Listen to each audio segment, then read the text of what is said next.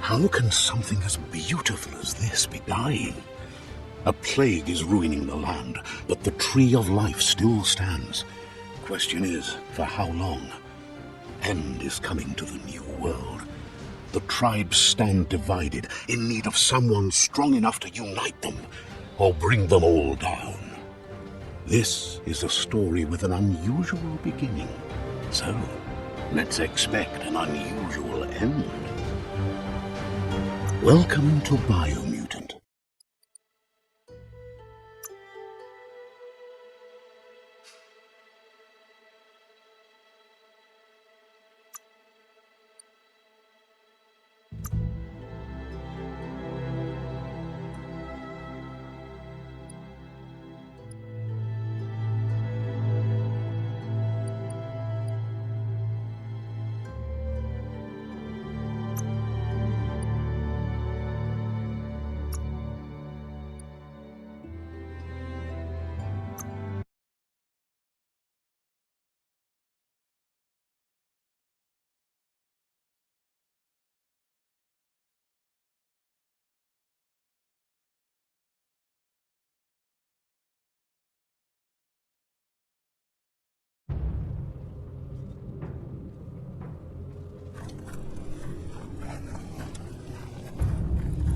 The Ankati fortress. Breathe slowly if you can. Says they're wary of strangers. They're at war.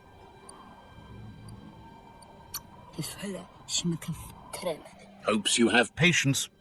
The Sifu can't stop himself from talking sometimes. Let's hope this isn't one of those days.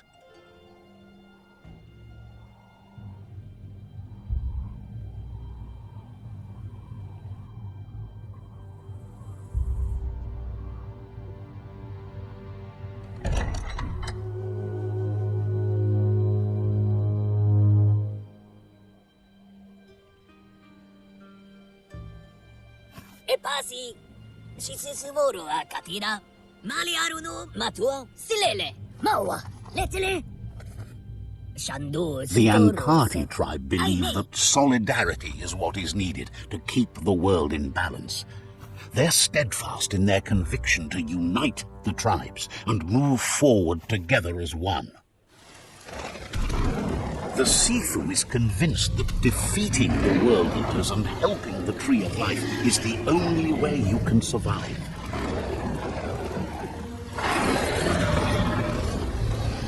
The Sifu says it's time to set the past aside, at least for now. Unrest is sweeping the land, and there are rivals in all directions. He now understands that you look on the world from the bright side, like they do. He sees no other way forward for you than joining them.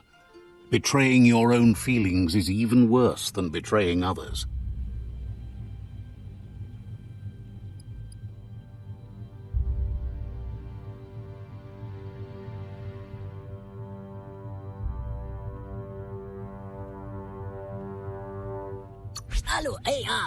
Deciding to look after the world is to look after yourself. It is only then you can truly care for all things.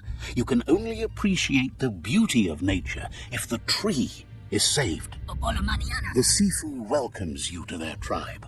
Now that you've chosen their side, he's hopeful you can unite the other tribes.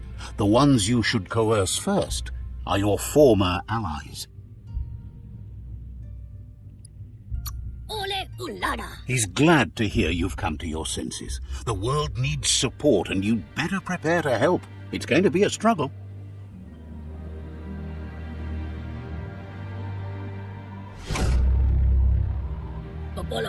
Their kin have run out of options and found themselves backed into a corner.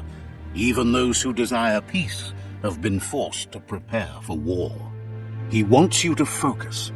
These are the new rival outposts your tribe needs to take control of.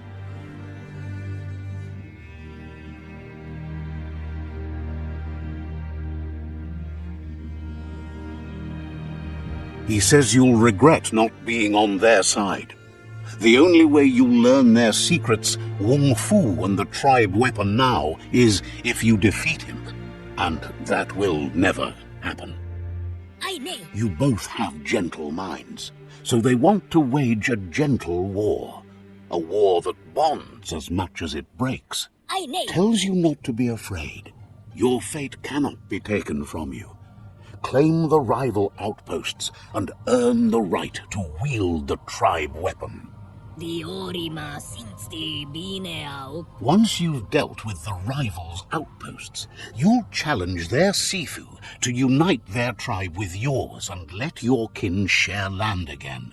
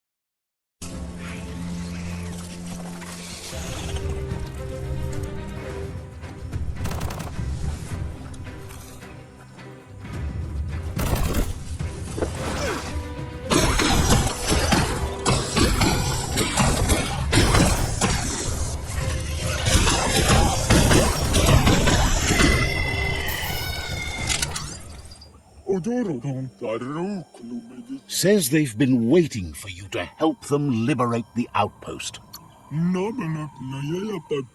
Just keep going while you can and don't stop until all outposts are under your control. The scouts spotted a well being used by the outpost. Mess with its filter and you could sicken their troops. Says that sounds all well and good. Or bad, you know.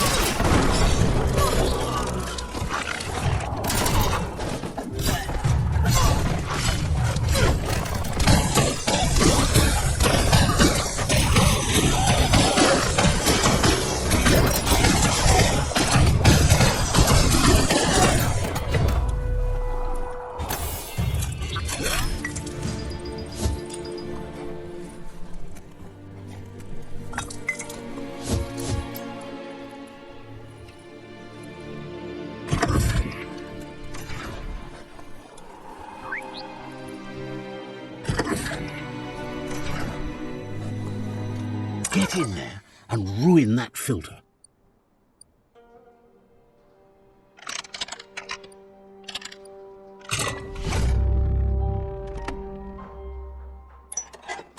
Feels dank down below the dirt.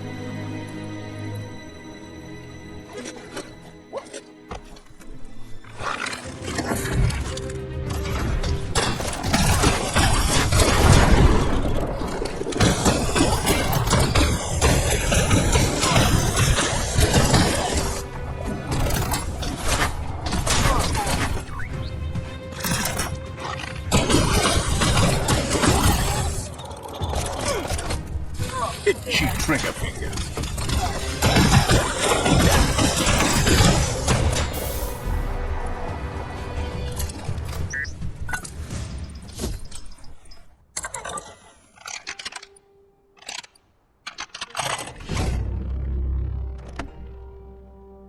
Got it.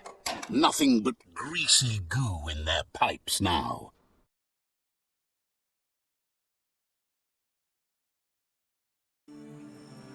Looks like the outpost found out about the bad water the hard way. The outpost belongs to your tribe now.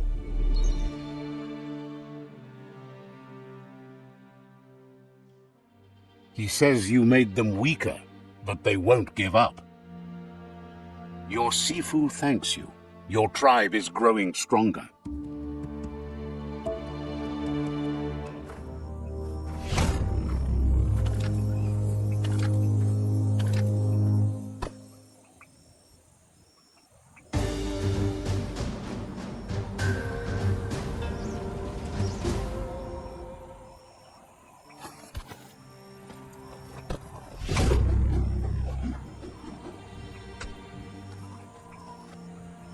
Says you did a great job capturing the outpost. You've earned the privilege of carrying the tribe's weapon. Figures the honor belongs to the tribe, too.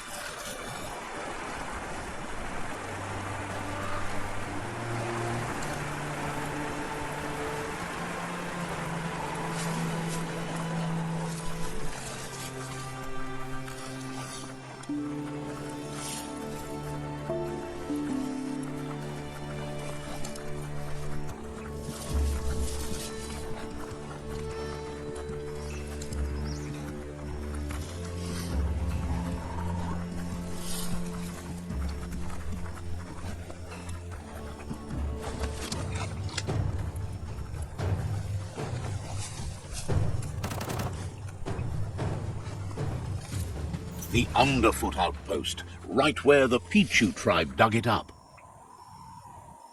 There's the tyrant who runs this outpost. He didn't expect his tribe to lose, as they're the ones that are ruthless. But now that you're working with their rival, he can see why. There's no way he'll surrender just because of threats.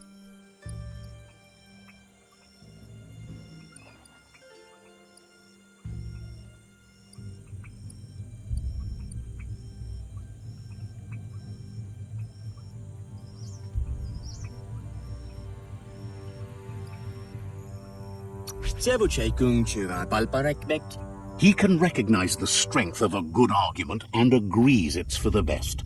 He'll surrender the outpost to you. The outpost belongs to your tribe now.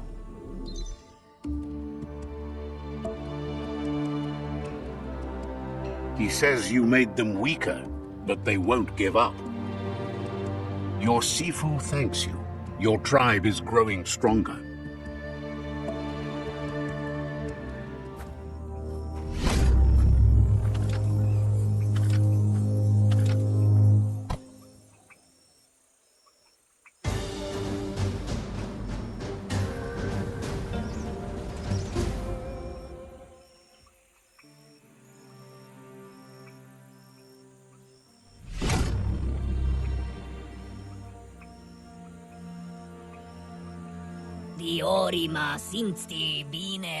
He says you did a great job capturing the rival's second outpost. You've earned the privilege of wearing the tribe's colors. Believes you'll make them all proud, too.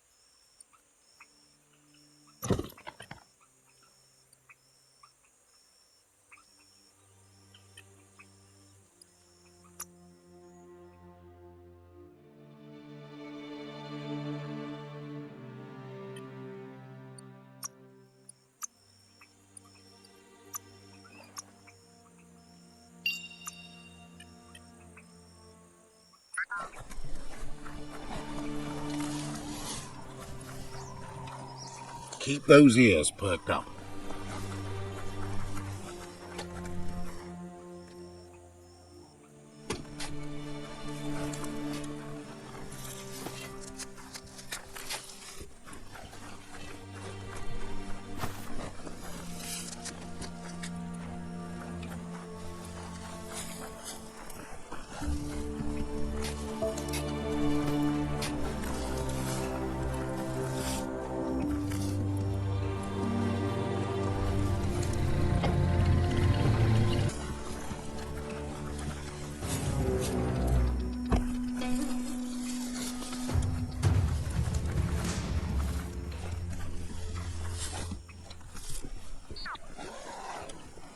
It's the Benearth outpost, right where the Pichu tribe dug it up.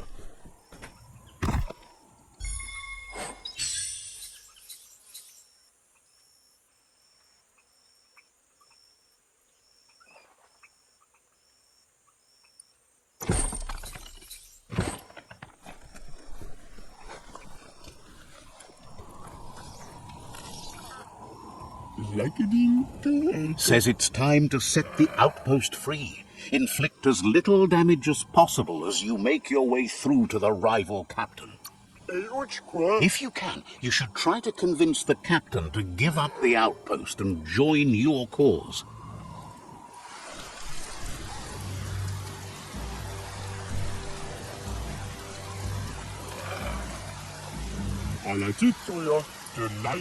They're ready to enter the outpost when you are. Every step you take towards your end goal will bring you closer to a better world.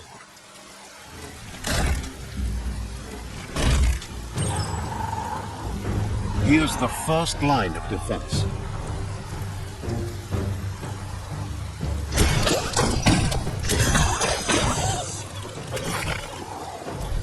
Got to hit it harder than that. Careful of that pew-pew, Magina.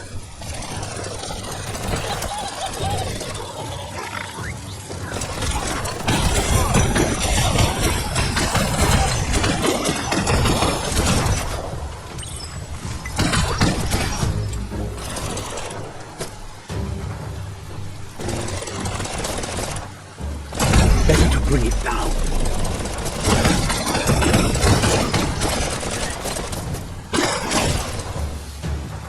No more bullets from that.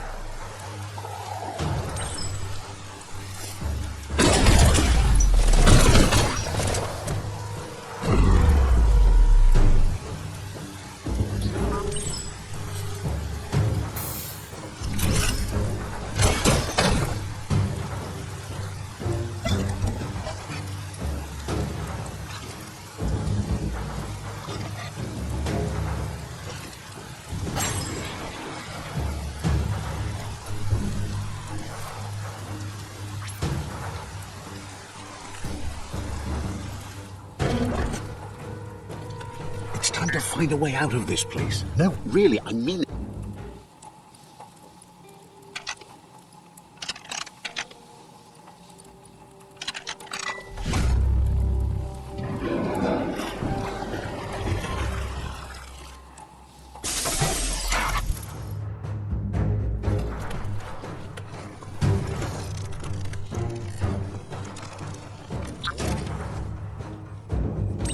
Keep going.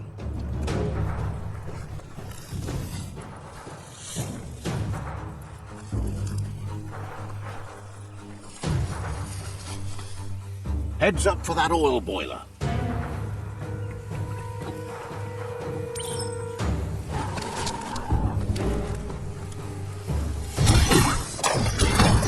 Stay away till you take that thing out.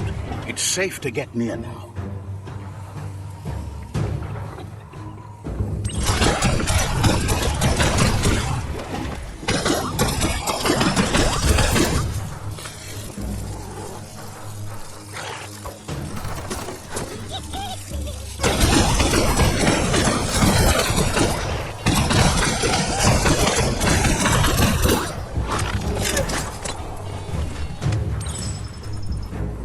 Here's the second line of defense.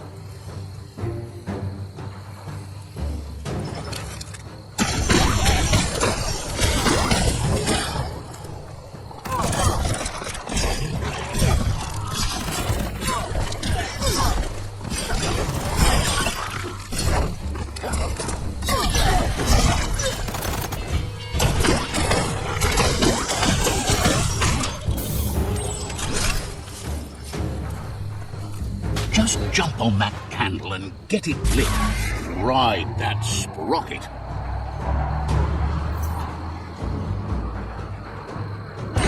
Almost there.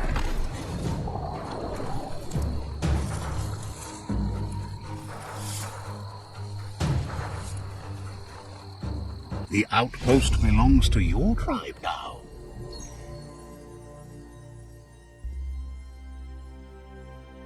He says you made them weaker, but they won't give up. Your Sifu thanks you. Your tribe is growing stronger.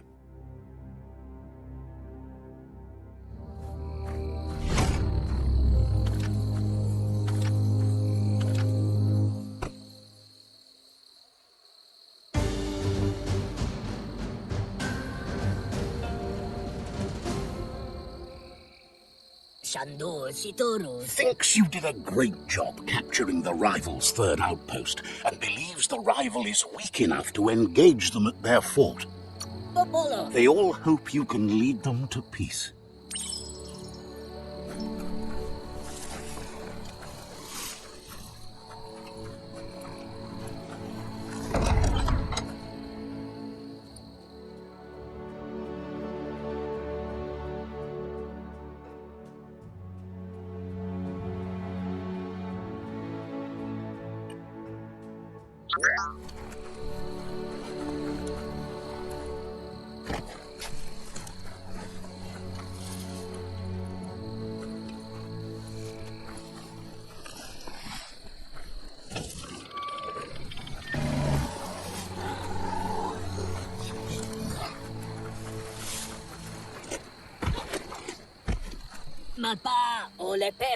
They've been waiting for you. Taking control of this fort will bring peace between your tribes.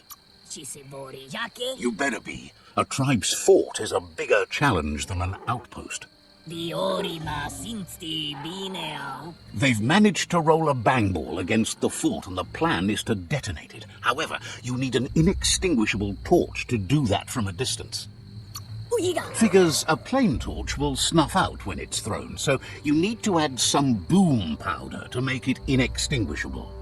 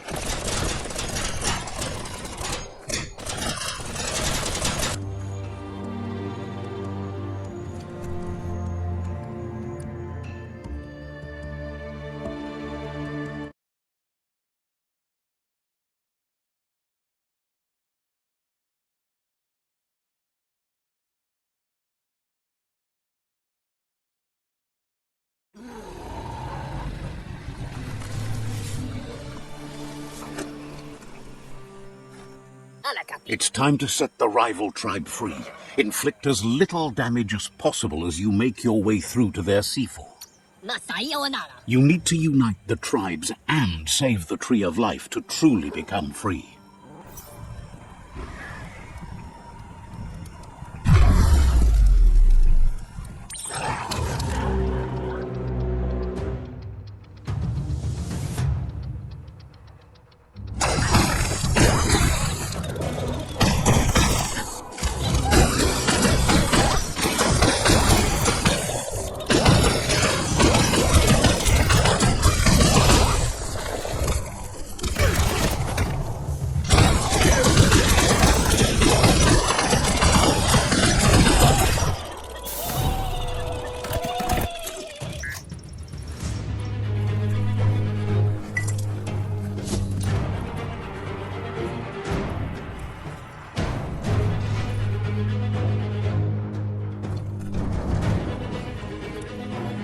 The megamuck in that cage looks like it could cause hard work opens doors.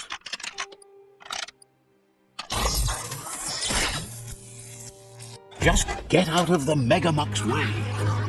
Could be danger around any corner down here.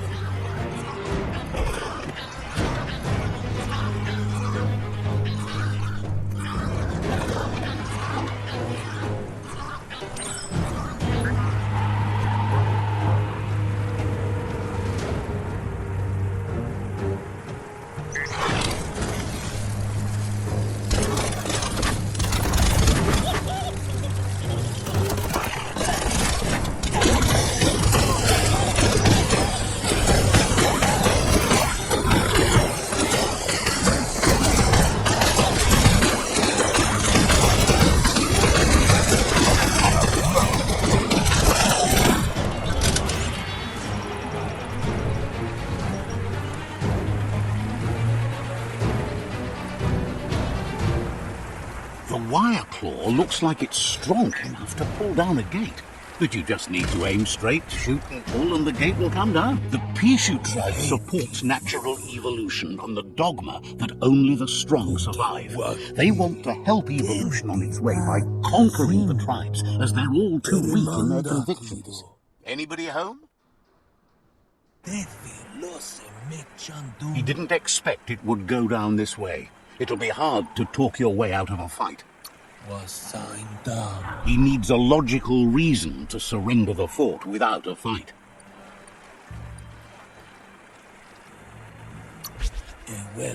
He recognizes the strength of a good argument and agrees it's for the best. He'll surrender the fort to you.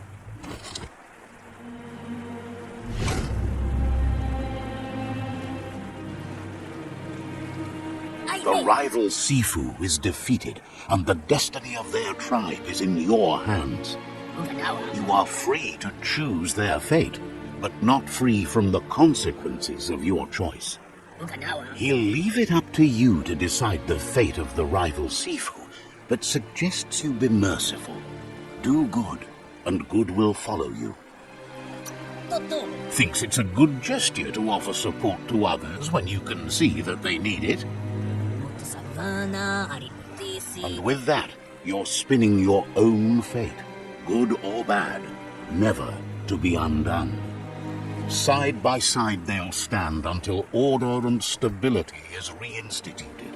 He wants you to focus. These are the new rival outposts your tribe needs to take control of.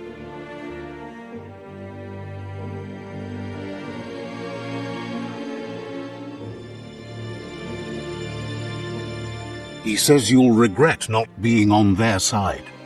The only way you'll learn their secrets, Wung Fu and the tribe weapon now, is if you defeat him. And that will never happen. Your Sifu is pleased. You're one step closer to uniting the tribes. It's a pity you needed to use force to get the point across. But he's still concerned about the fate of the world. You can't lose this war. If you get the ending wrong, the effort it took to get there was in vain. A proper ending, however, provides closure. He says you've grown so much stronger than when you first met. You know better than anyone that the fate of the world is still at stake. You need a world where everyone is guided only by their conscience. The fate of the world depends on the triumph of good. The tree of life still stands, and it's up to you to make sure it does so to the end.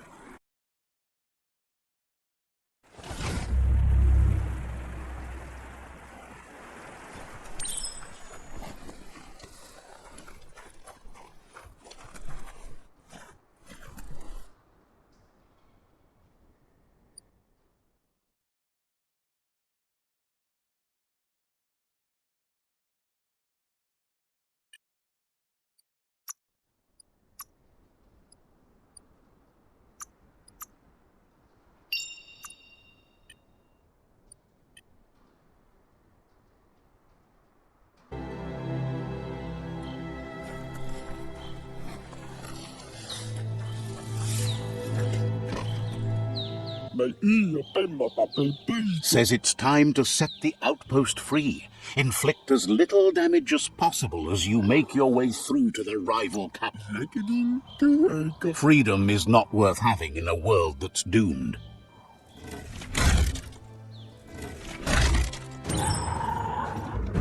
Here's the first line of defense.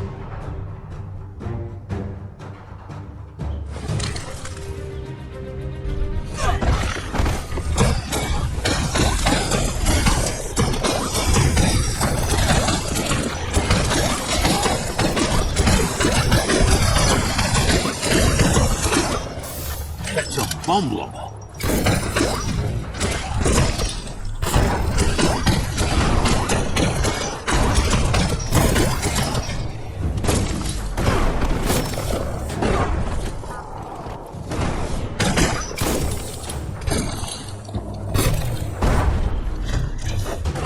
That hit the spot, wrecked it.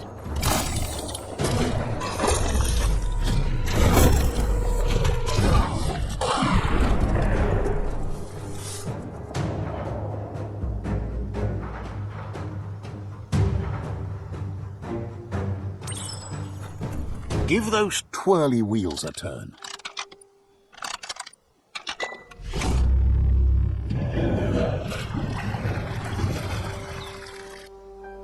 Yes, the river tub's going down the drain.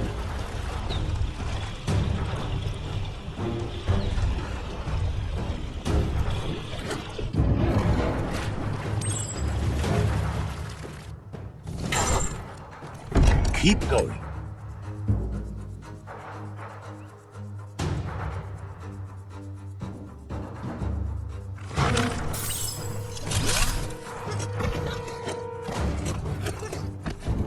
That cage is holding a helper.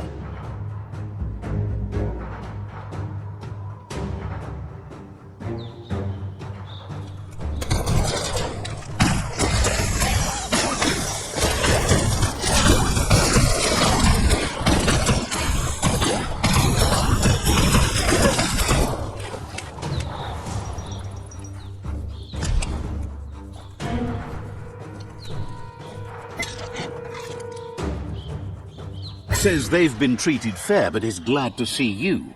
Hopes you'll treat the rivals with the same respect they treated them. Grateful that you're willing to move past this like them.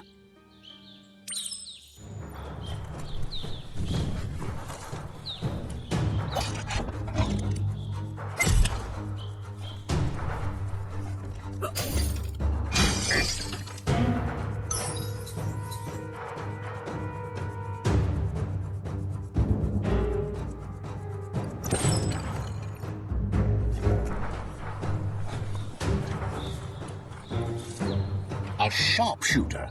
The scaffolding looks unstable.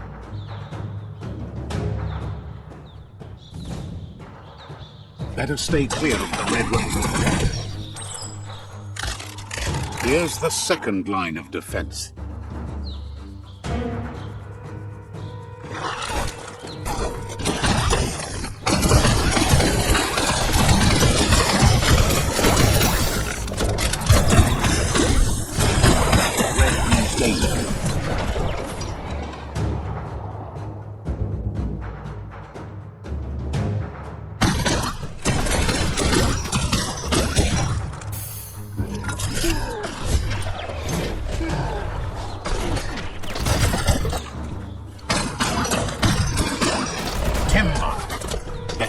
Bump it down.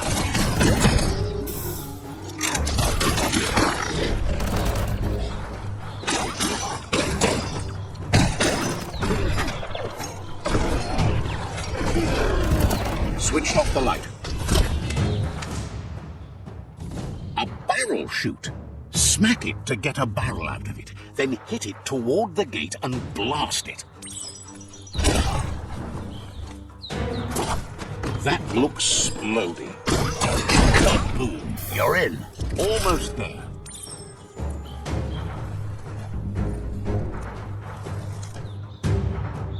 The outpost belongs to your tribe now.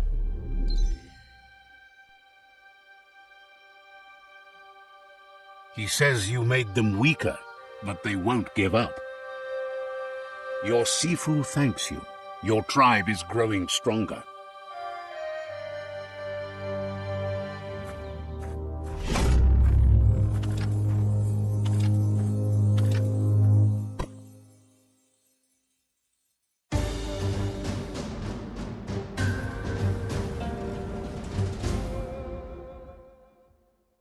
He says you did a great job capturing the outpost. You're one step closer to ending the tribe war. Says you didn't have much of a choice.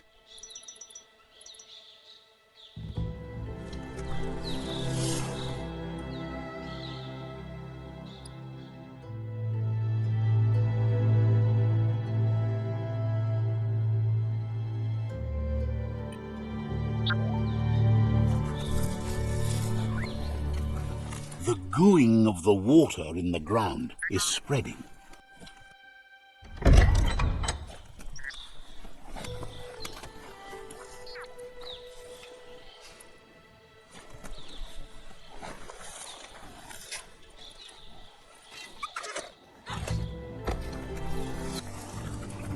The Mitomoth outpost. The Myriad tribe meditated here long ago.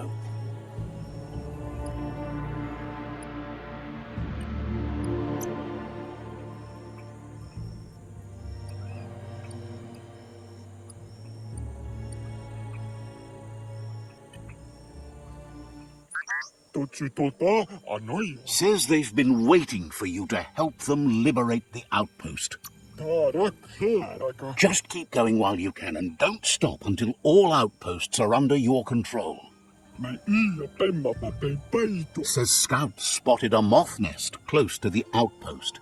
If you destroy that, the moths should infest the place looking for a new home. That's the idea. If everything works out as planned, the moths should cause a buzzing tumult.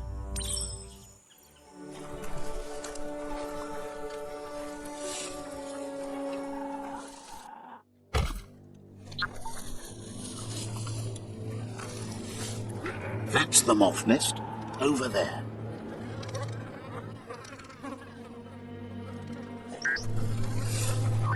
It's more than a little scary down here. Just get to it and destroy it.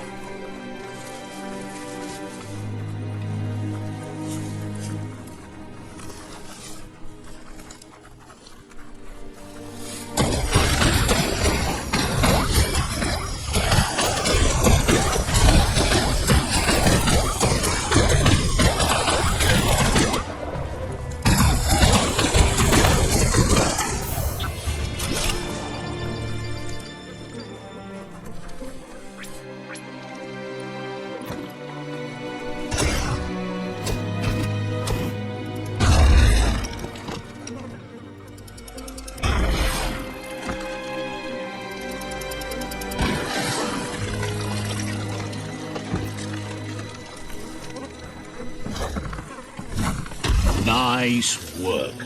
No more moth's nest.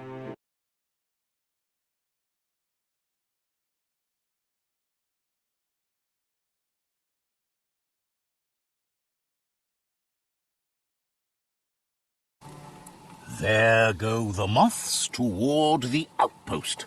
They're good and mad. The outpost belongs to your tribe now.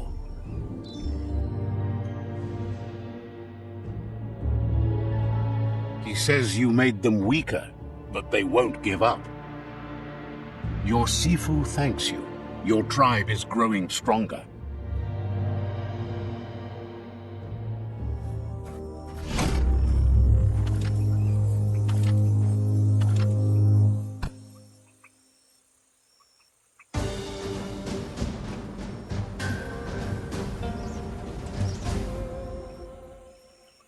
He says you did a great job capturing the outpost. You're one step closer to ending the tribe war. Says you're in good company there.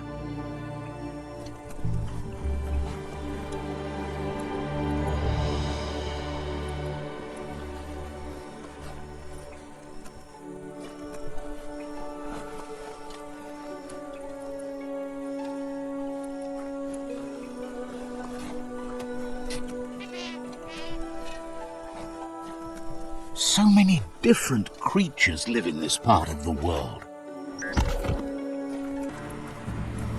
The Domp outpost, shined up by the Myriad tribe. There's the sovereign who runs this outpost.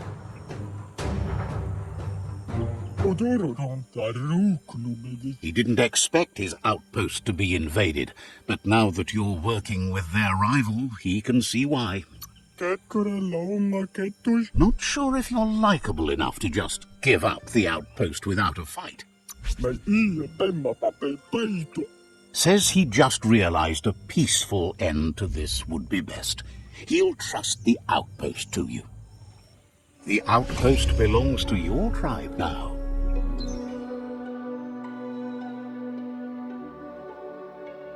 He says you made them weaker, but they won't give up. Your Sifu thanks you. Your tribe is growing stronger.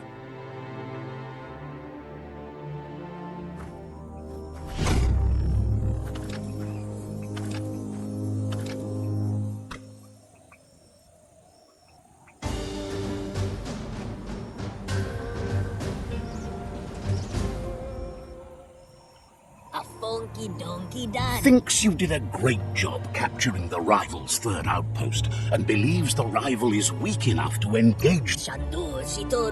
They all hope you can lead them to peace.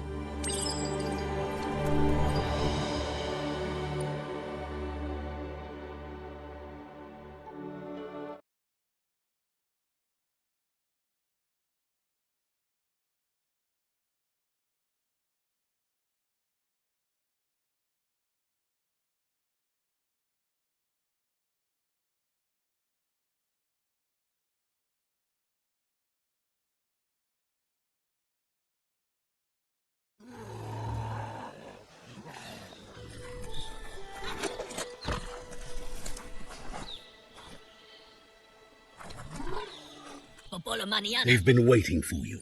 Taking control of this fort will bring peace between your tribes. You better be. A tribe's fort is a bigger challenge than an outpost. The plan is to fling you over the wall with a sling lob. However, he wants you to secure a hard hat first should anything go wrong. Explains that it's a type of catapult that uses a long arm to propel a projectile. Or, in your case, a gutsy, hard-hatted head.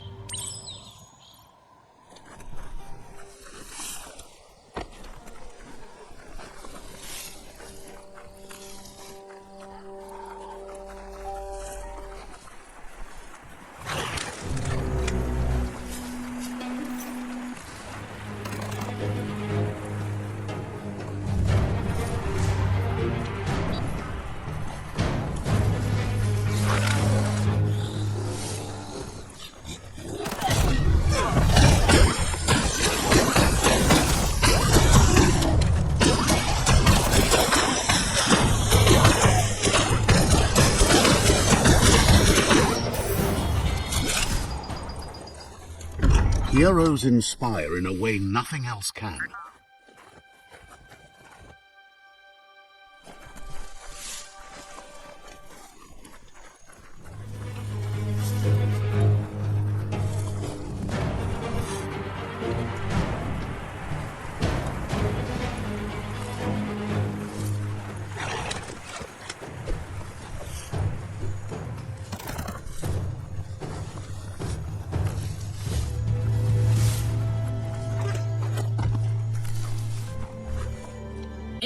It's time to set the rival tribe free.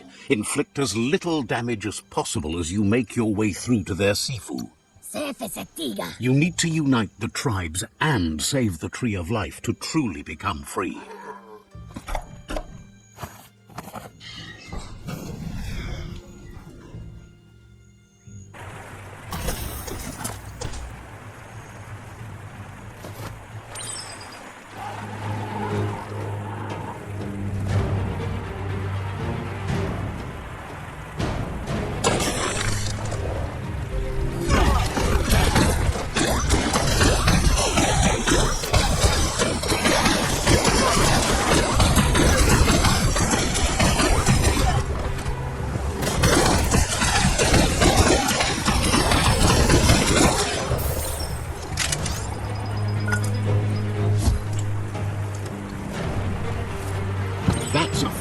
starter. The dry grass looks like it would ignite easily. You just need to create a spark to light a fire. It burns brighter than the light.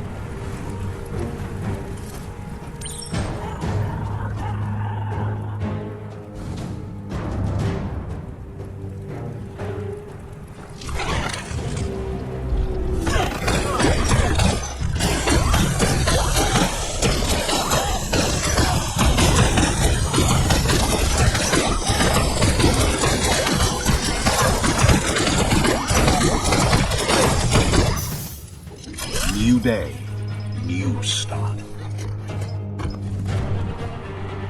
That's a pyro sizzler right there.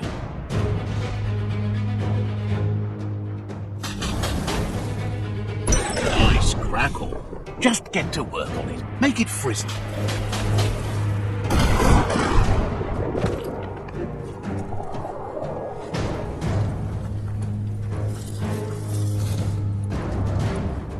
The wire claw looks like it's strong enough to pull down a gate. But you just need to aim straight, shoot and pull, and the gate will come down. The Myriad tribe act on understanding of the greater good and a code of honor. They believe uniting the tribes is the only way to restore the peace. Anybody home? What? He was hoping it wouldn't end this way. There's no reason to fight instead of uniting. It would be fighting over nothing. He just needs a logical reason to trust you with the fort and fate of his tribe. If fight is all you do, he can't stand by you. What? He recognizes the strength of a good argument and agrees it's for the best. He'll give up the fort to you.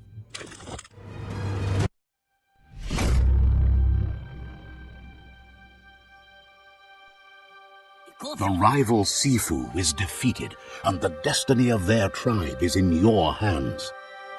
You are free to choose their fate, but not free from the consequences of your choice. He'll leave it up to you to decide the fate of the rival Sifu, but suggests you be merciful. Do good, and good will follow you.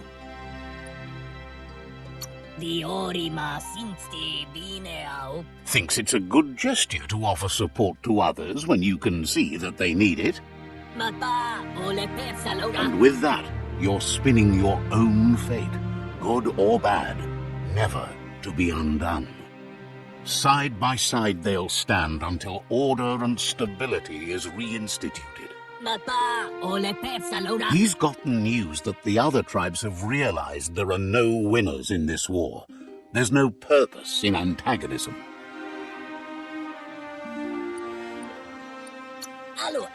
All three of them believe your tribe has grown strong enough to unite them.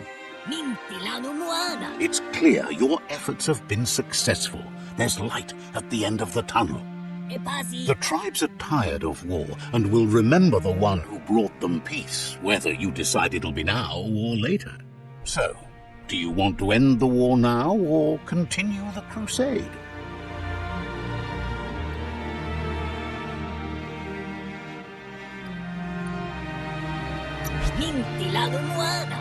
He agrees. Better save your energy for something meaningful.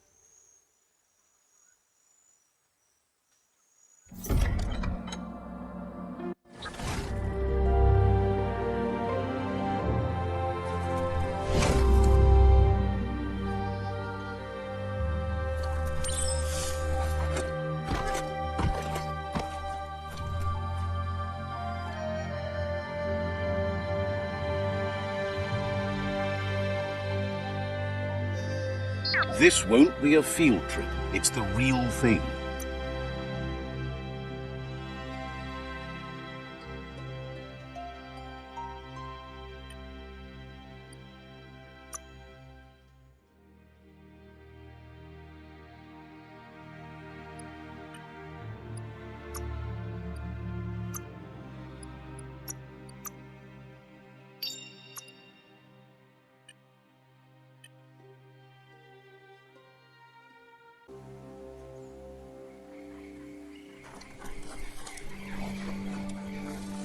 It's a place well hidden.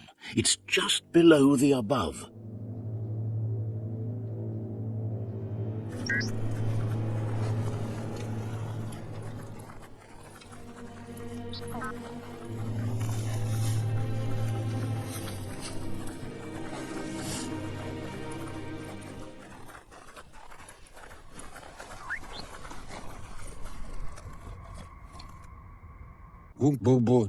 Out of Date's impressed you made it this far, but there's still so much left to do. The end of the world is still on everyone's minds. You've beaten a path where you have the power to destroy or save everyone.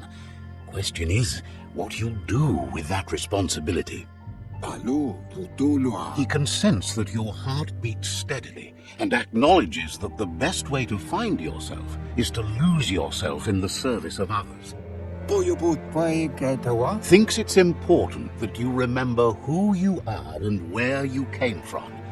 Someone without knowledge of their history and origin is like a tree without roots. It's important to stay grounded. You share the same fate as the tree. Out of Date says there's a time for everything. And now there's no use thinking of the past, for it's gone. Think of the present, because that's where you are.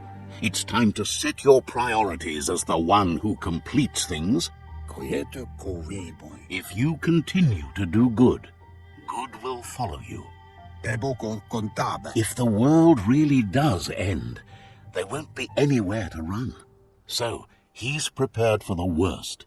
Something he calls the Ark. He hopes you're right. He gets that you mean the journey continues either way, but personally he wants the tree to survive. Out of Date says there's no clear record of the chain of events that changed the course of history and brought the world to its knees. He's found evidence on the Ark, records of a crisis, decades of contamination that permeated the ground and broke its inner core. The contamination disrupted what we now know as Ki energy, the life force that runs through all things, living and inanimate. He's been told the blight affected everything at a genetic level and turned our perception of normality on its head. It was only those that changed that avoided extinction, proving that the possibility for survival and renewal was real. He understands you are curious about the ship at the foot of the tree. He says it surfaced when the oil broke through the ground. The Ark predates the back-in days, and now, after years of study of the manuals he found inside, he believes he's figured the ship out. The Ark has room for 4 more, and he trusts you'll apply wisdom to your compassion and choose whom to save if the world comes to end. He'll keep the seats open, and you are free to invite up to 4 others to join you in the Ark in the event of a cataclysm.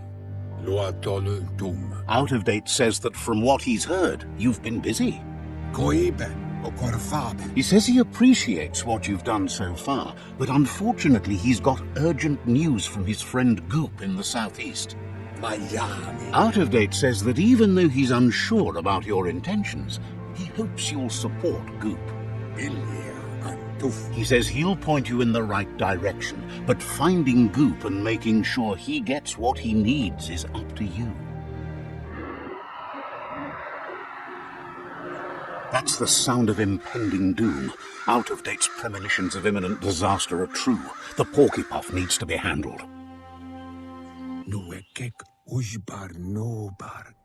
Out-of-date says that Goop is worried now that the Southeast World Eater is stepping up its activity. He explains that Goop is working on a goo-gliding vessel in order to get to the World Eater, but needs help to get it done.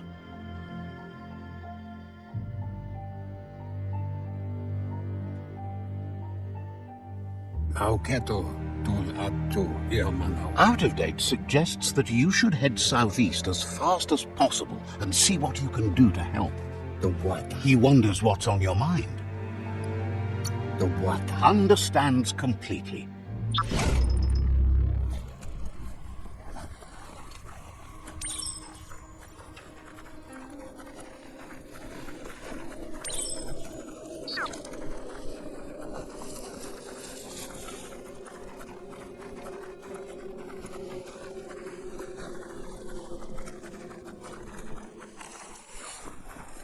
Listen to the creatures of the night.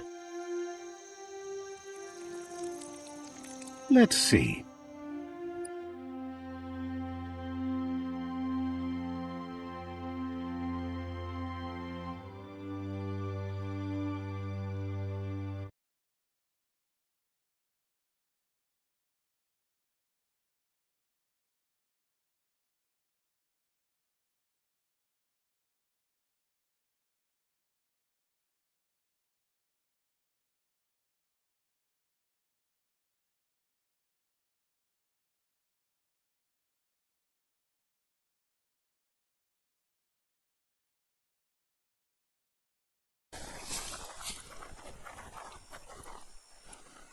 You have a chance to change the future for good or bad.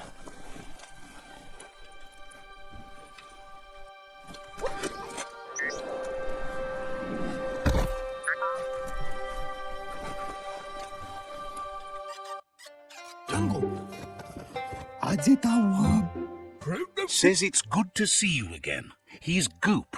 You might remember him from the old days when he tried to teach you how to swim. Goop says you were always so righteous as a child, and he can still feel it, even at a distance. Goop says memories fade surprisingly fast. We are all pieces of what we remember. It's only together we can remember the story as it was. He knows he's easy to remember. There's no one out there as cuckoo as him. He's one of a kind. He understands you've returned to face Lupa Lupin. That's the destiny you've been carrying within yourself all these years. He says that the catastrophe back then didn't vanquish the good in you. It's still there, as bright as when you were a child. Now the time has come for you to remember and act. Your life is your life, not the story you're told about. He thinks that's the right thing to do. It's only when you have forgiven that you'll find peace. That's a spark of light in you! What's there to like about light? It hurts to look at. Not as much as it hurts to look at you. Always making this personal. And you're always trying to pretend it's not.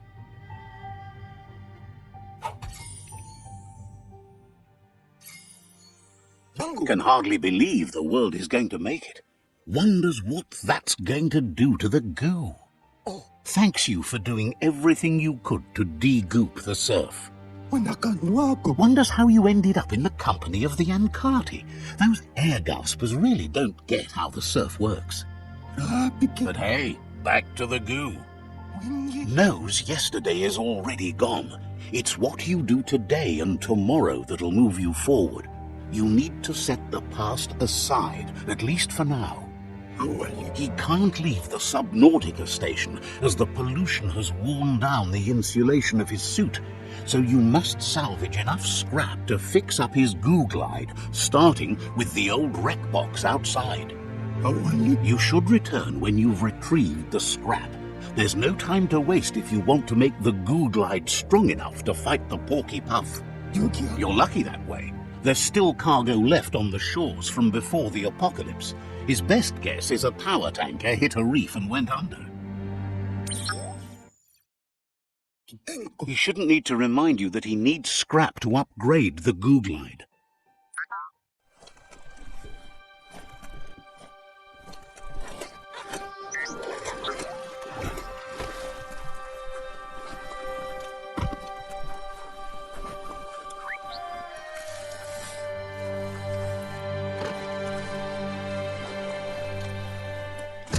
Breathe in that day shine.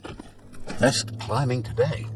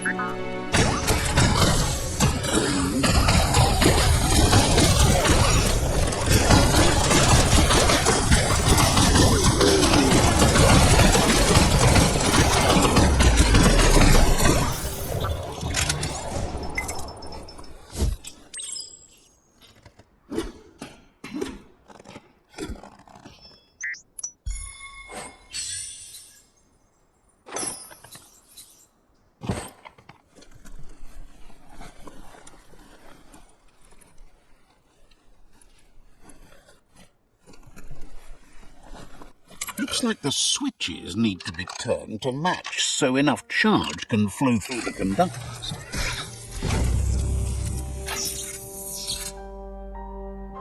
Good. That's enough electric current to initiate the actuators and activate the framework. Your destiny waits on the path you'll take to avoid it.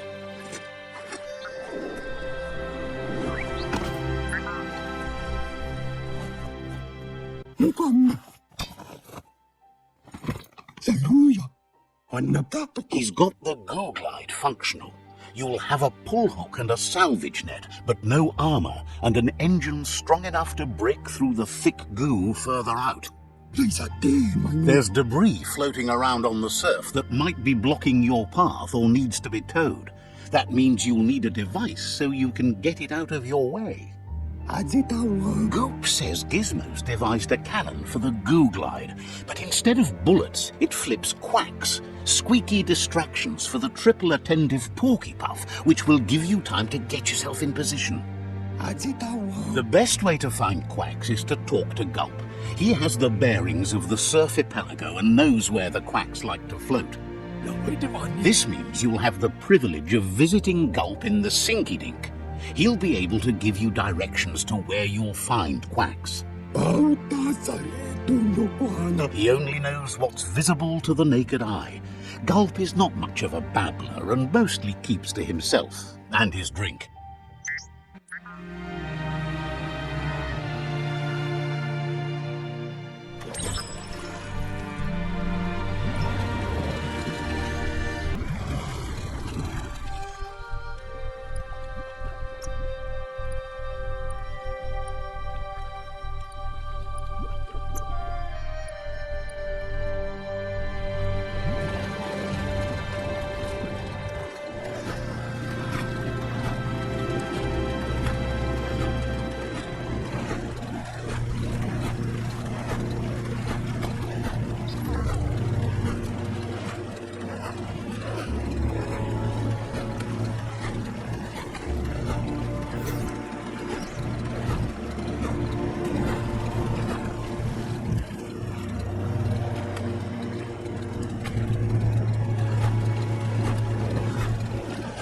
You're poking around Pokwur, a prime village.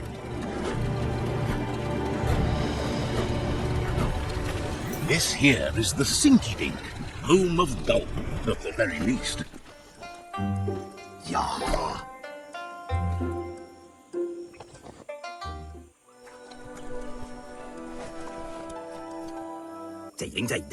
He's pretty sure he's heard of you before, although the details are maybe a little hazy.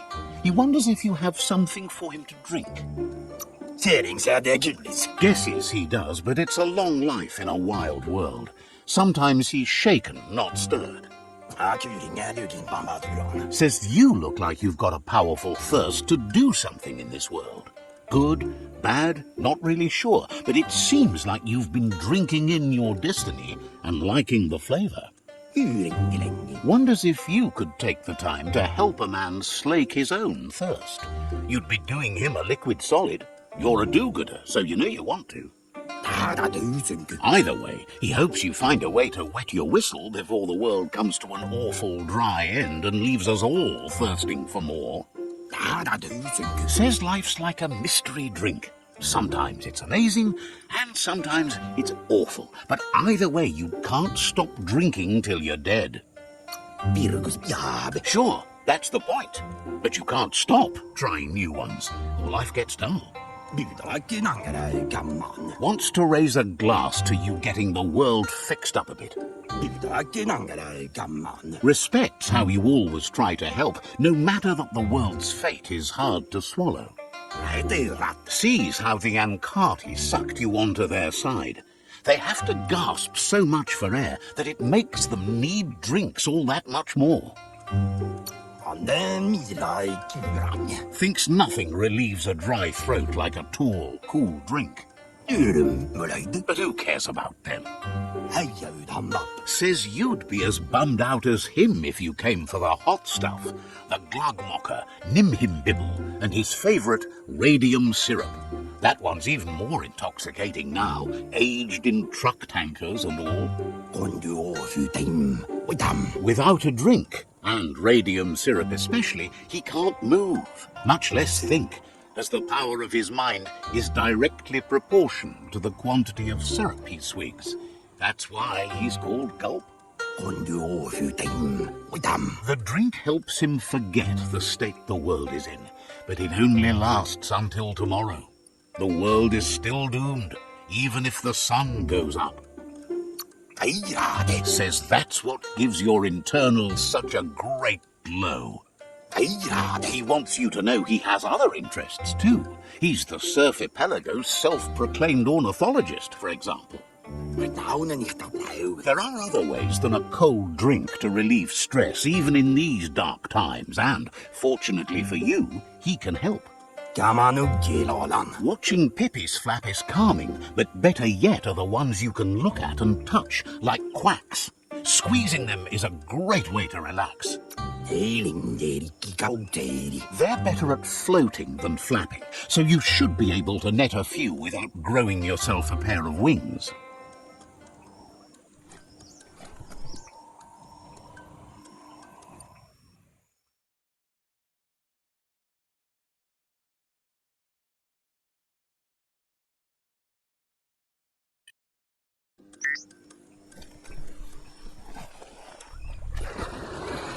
seems steady enough.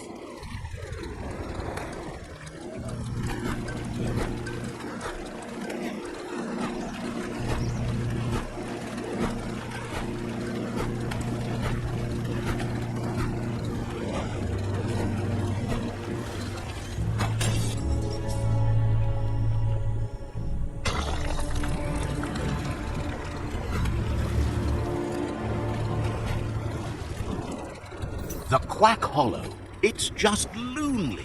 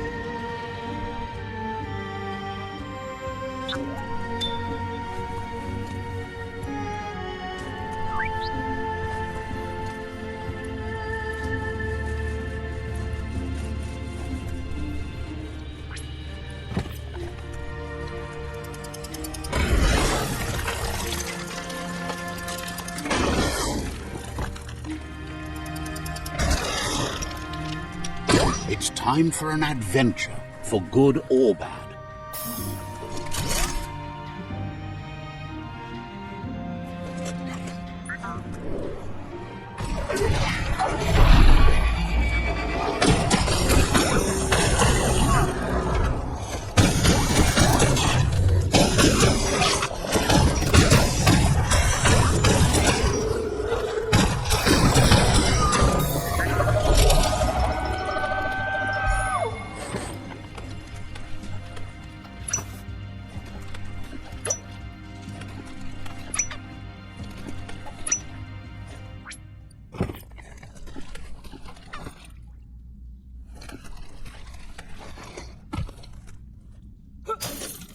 Don't need to aim much when you can fire this many bullets.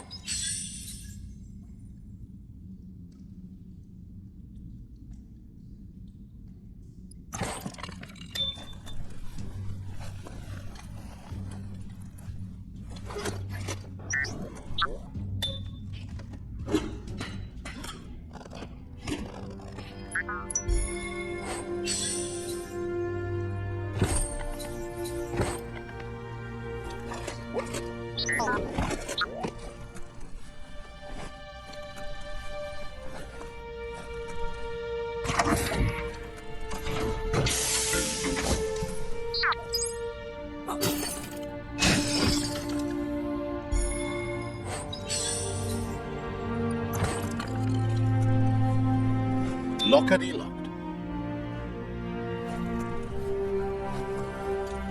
You need to line up the switches so they match.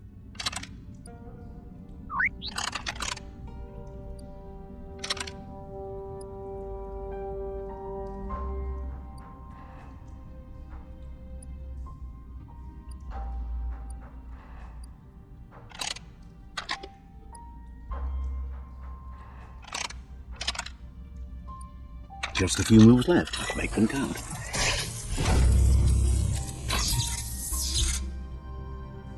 Good. That's enough electric current to initiate the actuators and activate the framework.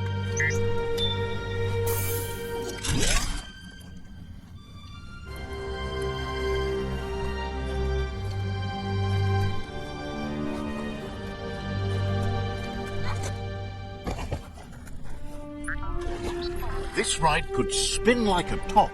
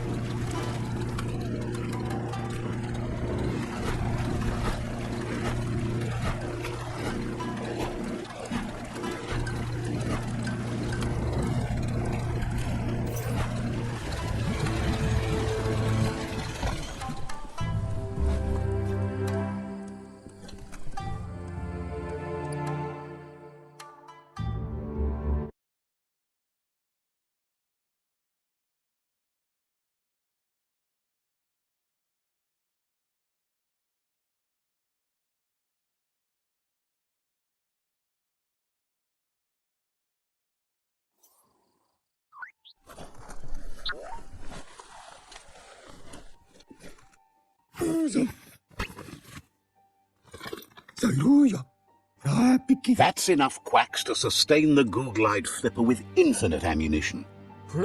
Goop says he was there when the Porky Puff took Out-of-Date's leg, so this World Eater has made it personal.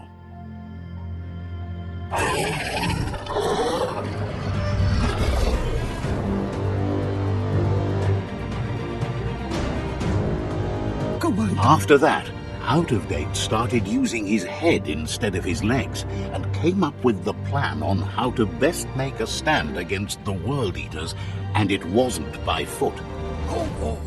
He seems happy to talk.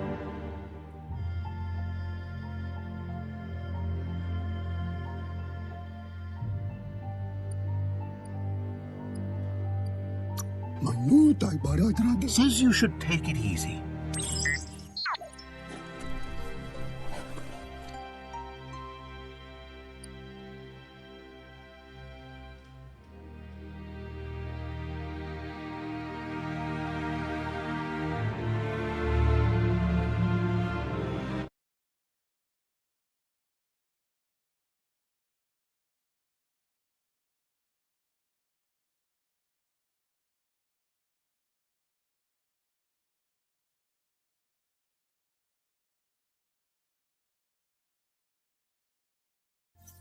Will the dawn never come?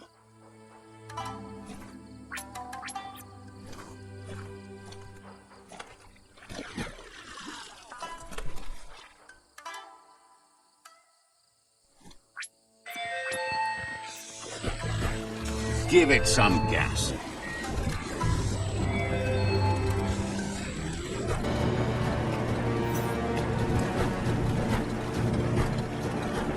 It's the Porky Puff nibbling bark. It took quite a liking to the crunchy stuff after munching down Out-of-Date's leg.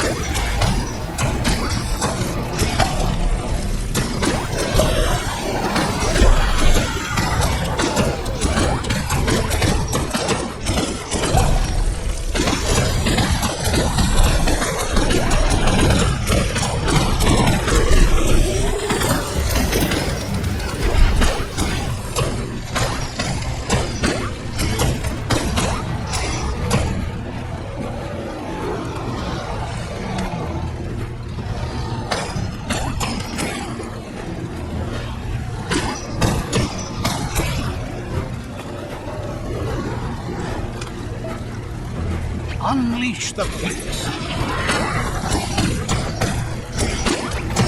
Ain't that cute? A toad playing with quacks.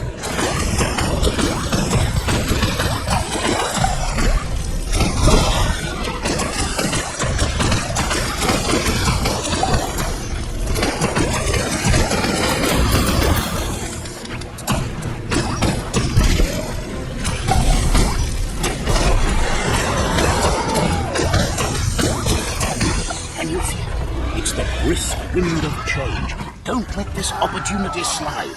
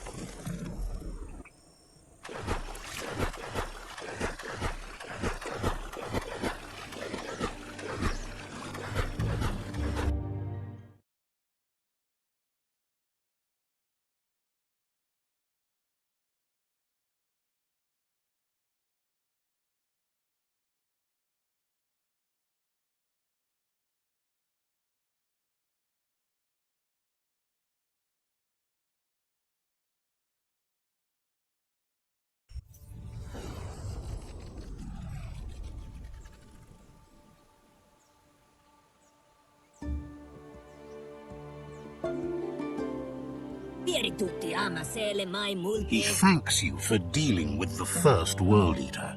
It's a start. You should go see Out of Date and find out what you can about the machine he's named the Ark. You're good-hearted enough, so you'll have no problem getting him to share the information with you. He trusts you know where to find Out of Date by now. He's always been at the foot of the tree, and that hasn't changed.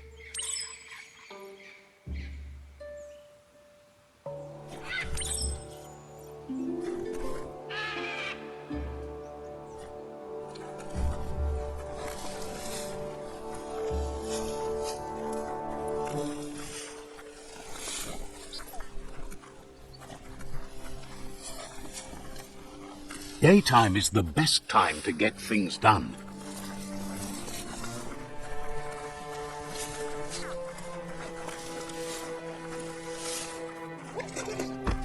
That's a hope hall. Some used to go there every week to join hands and hope together. Not so much hope to go around these days. Come on, catch it.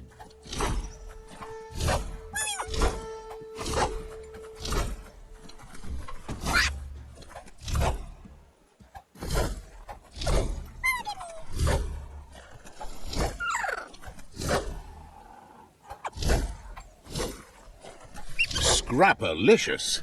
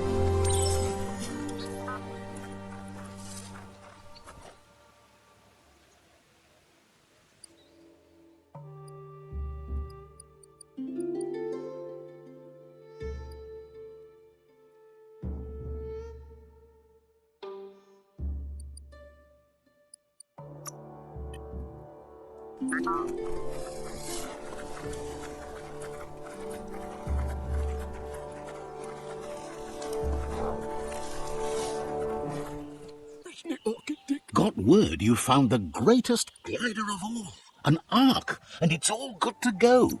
Can't imagine how that would feel, to zoom so fast.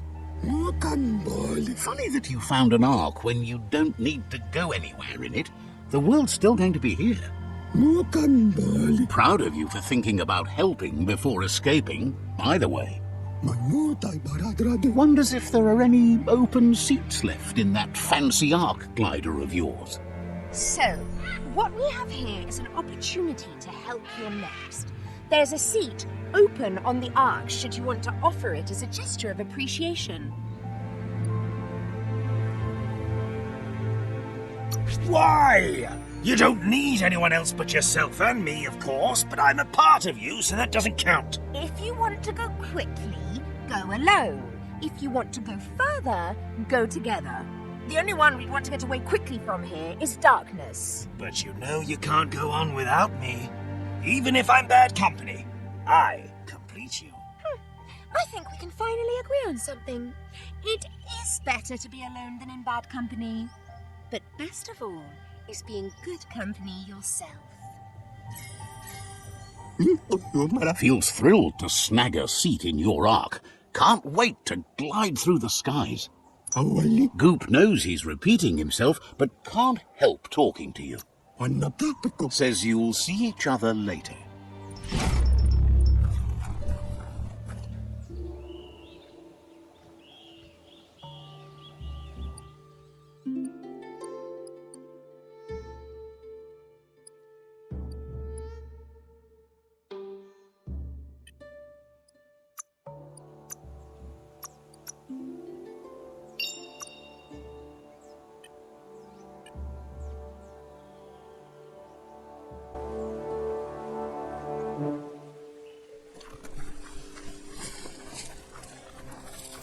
Watch for trouble. Could come from any corner.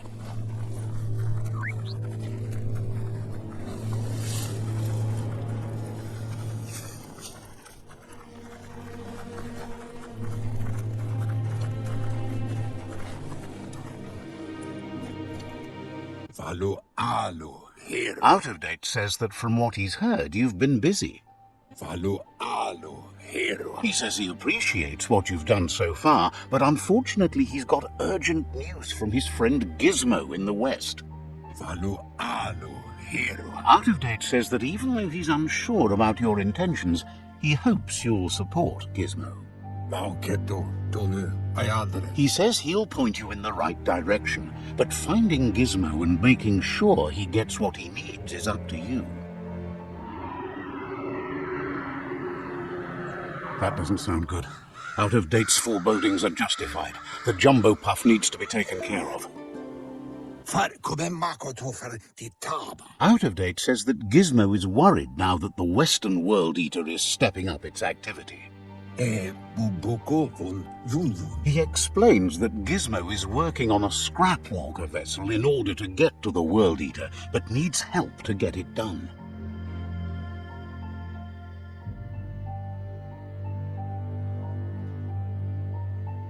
Mopo far kopi. Out of Date suggests that you should head west as fast as possible and see what you can do to help. Mpa wherefore wewe. He's happy to help. Pilfof uguvu. Obra boom. Says talking to you was interesting.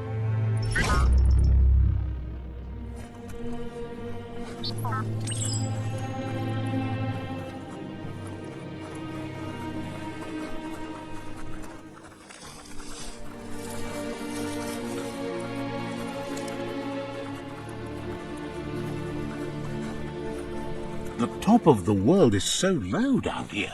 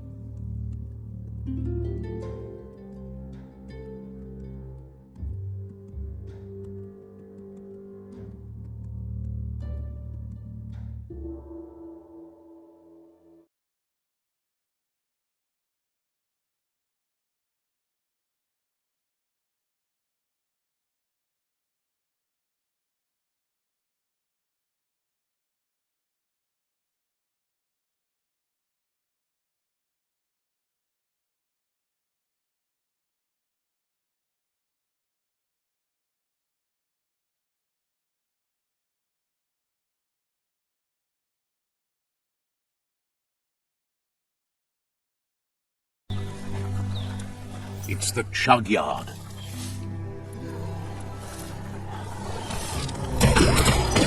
Five wolves scavenging for scrap. The yard has plenty to go for. You should see the routine instead of playing around with sprocket.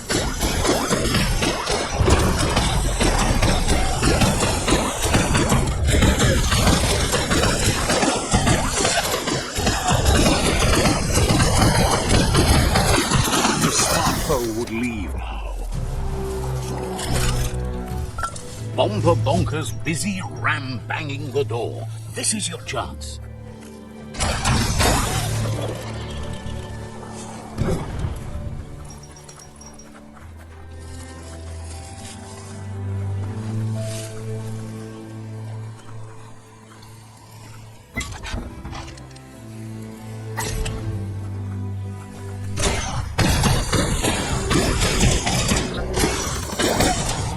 What you do here matters to you and the world.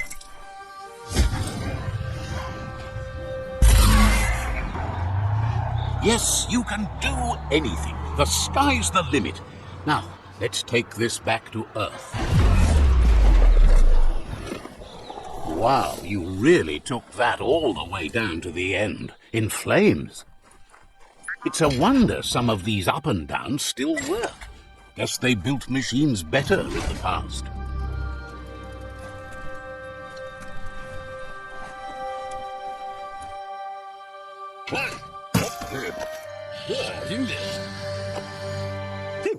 I need to brush up on my Wando, but I have a feeling he believes it was you that caused the bang at the yard. Oh, and he says he knows you. You used to call him Gizmo. He gave you the oil-greased hands when he taught you how to upcycle. Gizmo remembers you as a nice kidling, and he can still sense the warmth of your good heart. But Gizmo says how you experience a memory can be different. You know the story, but sometimes the truth it brings is personal. He hopes you remember that one time he taught you to upcycle, and hopes you've had some use for it over the years. He understands history made Loopa Loopin a big part of your past, your present, and soon, your future. You still believe there's some good in everyone. You still have hope for tomorrow. He says you should know that what's meant to be will always find a way, but history shouldn't consume you. Gizmo encourages that. You should forgive, but never forget. It'll provide some comfort to your soul and keep the memory of lost loved ones in your heart. Fan that flame! Wait, no!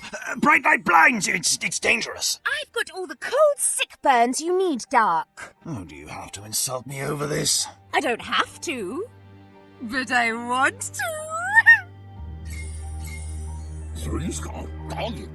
Hard to believe the world is actually going to survive. Just seemed impossible till now. Grateful to you for coming back and doing your best to change things. You were the only chance they had. Wonders if you liked working with the Ankati. They make the most of what little they have, even the air. But that's not important now. Gizmo says it's taken a long time to bring the past up to the present, and where you go from here is up to you. You need to set the past aside, at least for now. He can't leave the underyard as he has no protection against the vacuum in the dead zone. So you need to salvage scrap to upcycle the Mekton, starting with the old crate outside. You should return when you've retrieved the scrap. There's no time to waste if you want to make the Mekton strong enough to fight the Jumbo Puff. That's what he decided to call it after he saw it for the first time.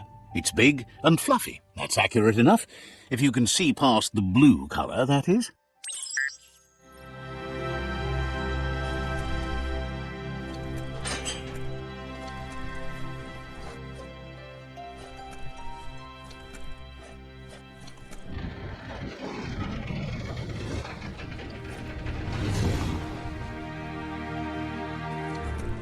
Such a bright day to wander around in. There's short of breath and death to this zone. Better take care. He who half breathes, half lives.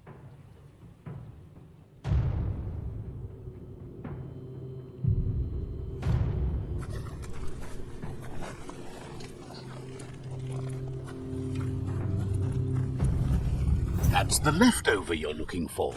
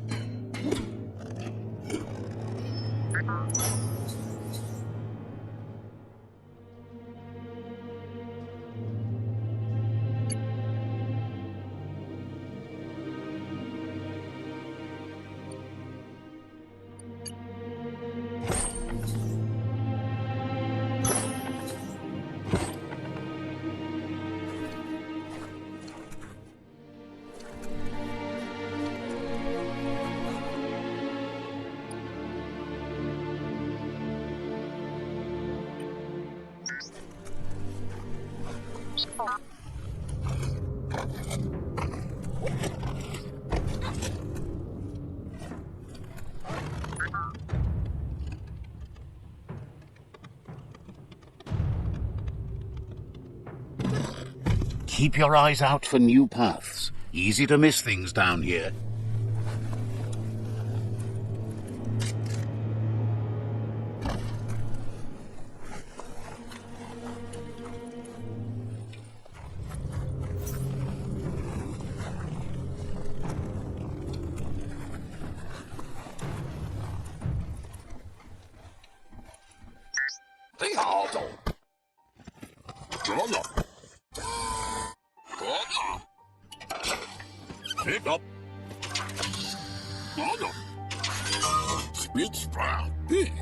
He says that's enough to get the Mekton functional. You'll have an engine, a fuel soaker, a gun, and a gathering net, but no armor, nor enough oxygen supply. He made a suction device so the Mekton can use the black tar as an instant refuel. You can also use it to clear oily goo puddles, so you can pass and access hard-to-get-to areas. He's been working on another project for the Mekton, a cannon, but it needs ammunition, and by that he means the scripts. He says if they're trained right, they'll turn into a distraction for the jumbo puff. The best way to find scripts is to go talk to Moog. He knows the ins and outs of every breathing thing left alive after the apocalypse. Unfortunately, this means you'll have to venture farther out into the dead zone than Moog's camp on the steep depot. Once you find Moog, he'll be able to give you directions to where you'll find scripts. Gizmo thinks he's a little peculiar, but very knowledgeable. He has the ins and outs of all monster and creature whereabouts.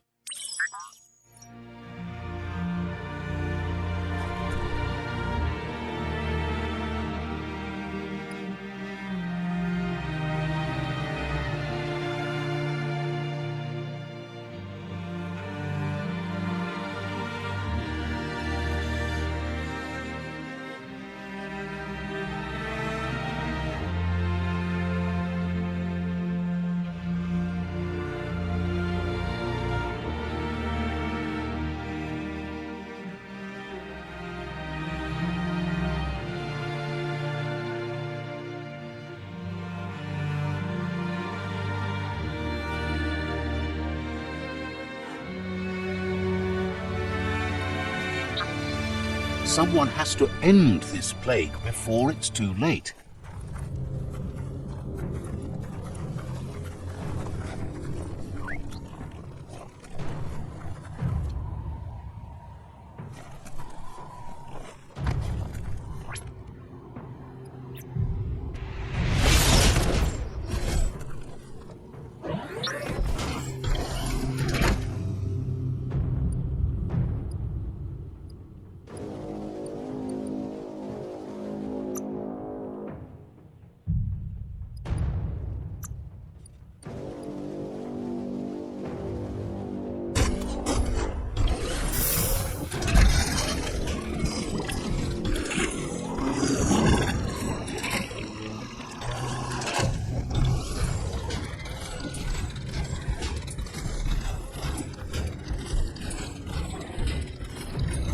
The grease monkey's Mekton is built sturdy, just like himself.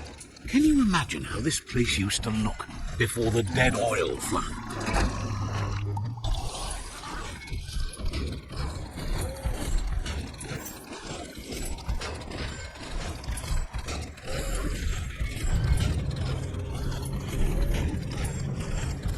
In the old world, roads like this really led somewhere. Now, most of them lead to disaster.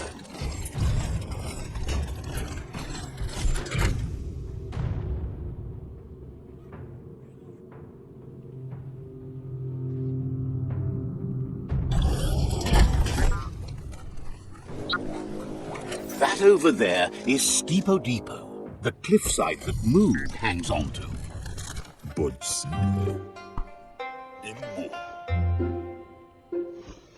We're all heroes of our own stories. Or so we hope. This one's impressed to see you out here. He figured you'd be dead by now. Not many are as tough and clever as you must be.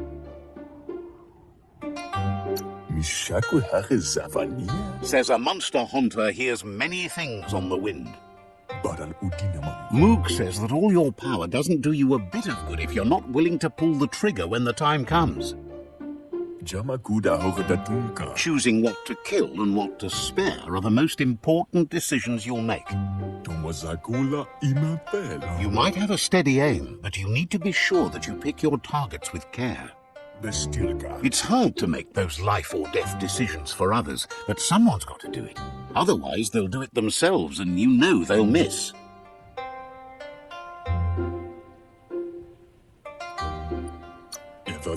When it comes to monsters, he mostly picks who dies. Says it's wild that the world seems to be coming back, but he supposes that means more monsters for him to shoot. Wonders why you work so hard to keep things alive. Bullets help thin the herd instead. Thought you were too smart to hunt with the Ankati. Doesn't understand how they can see anything through those masks. Thinks you're wrong about that. They never see him coming. But enough of that, right? He says the wildlife, nature, has changed and turned against us. Instincts of survival took over when the world changed. He's not sure about their veggie diet anymore, and if it's changed, who knows what it's done with the chemical composition of their body output. Right now, though, he feels he's come to a point where he's got a pretty clear idea on the whereabouts of monsters, both tall and says as big as they are, the world is bigger. To find where they are, you need to see where they've been.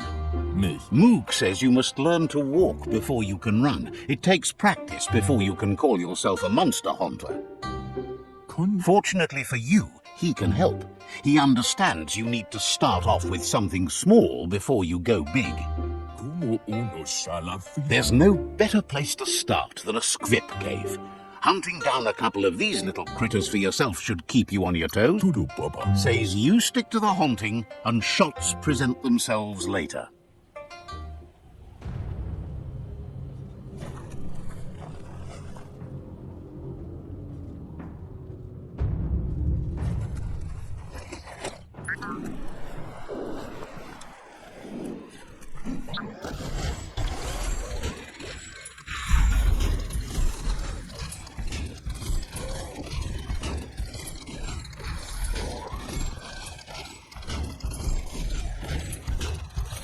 Just put one stomper after the other.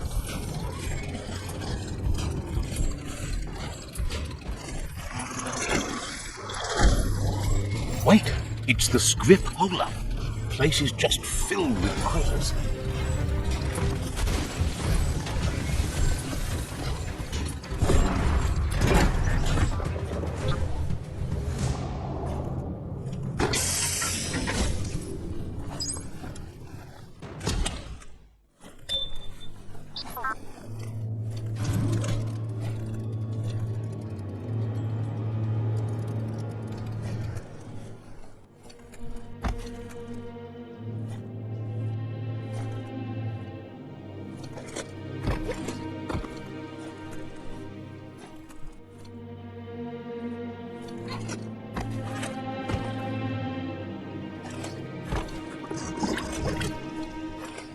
Oh, idea. Go knock the lid off that sludge truck. It'll fill the place up and you can get up to that entrance there.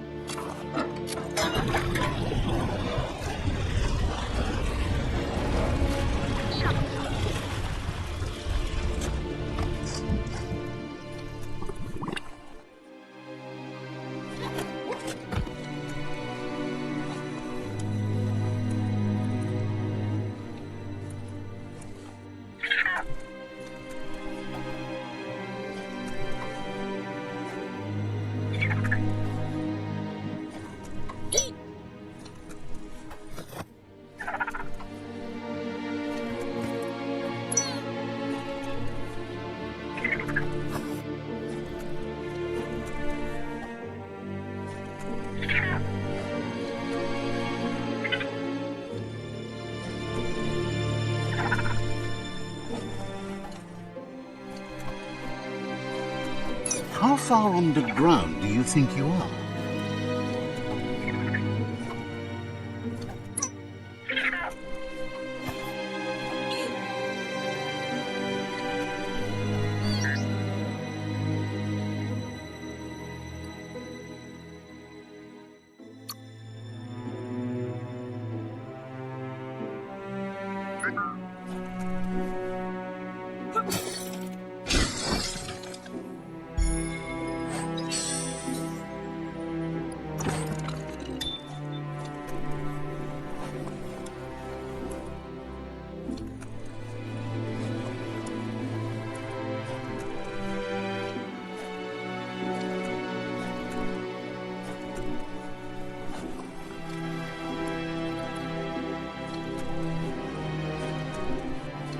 You need to line up the switches so they match.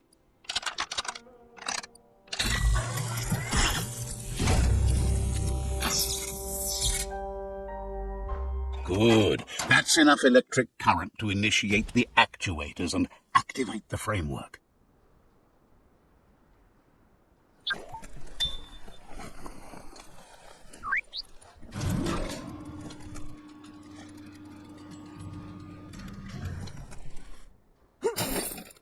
Not for the faint, Chopper.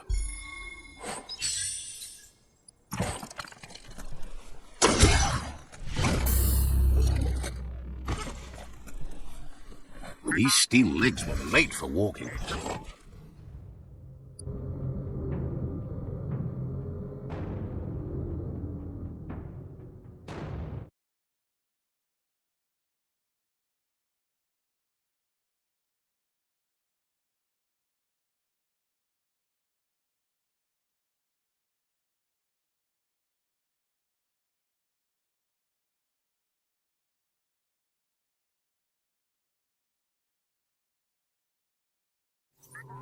This box once tailed a chugger-chugger.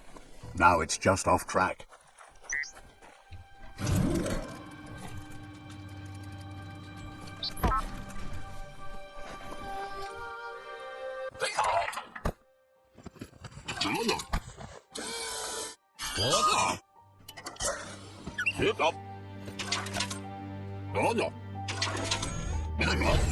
He says that's enough scripts to sustain the Mekton's claw crane cannon with infinite ammunition. Well done.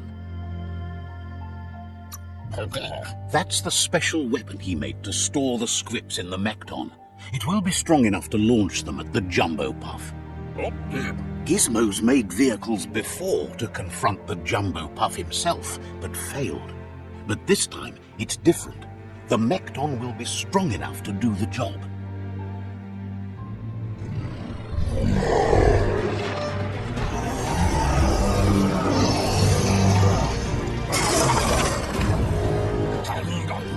It's time to put a stop to the World Eater now. Otherwise, he fears the damage it's caused to the tree already will be too much to handle. There's time to improve the Mekton before you confront the Puff. There are more wreck boxes out in the dead zone with gear you should be able to equip the Mekton with on your own. It's already quite sturdy, but upgrading it will greatly improve your chances of victory. Gizmo wants to help if he can. Hopes to see you again soon.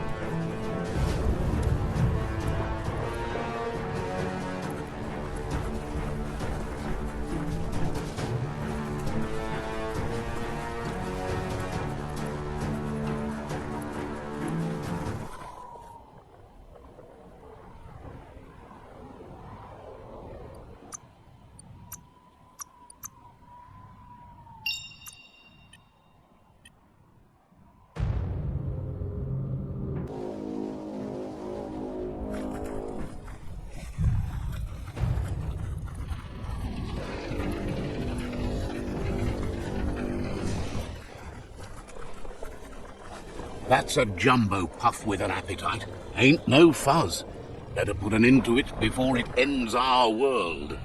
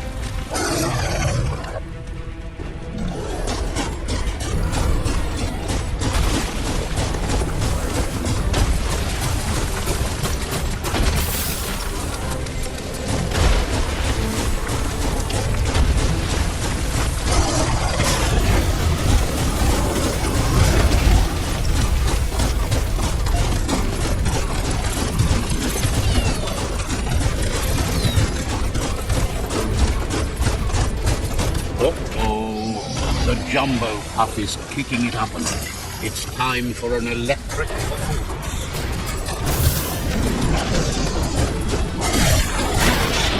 Couple more hits and it's a fried circuit.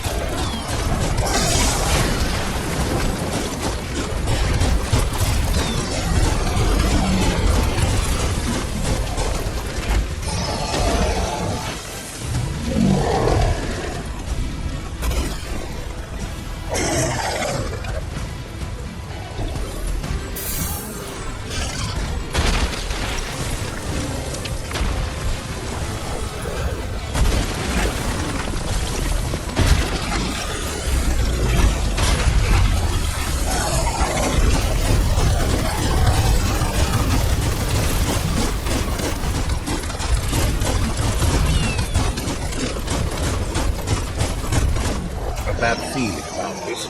It goes all the way down to the stomach.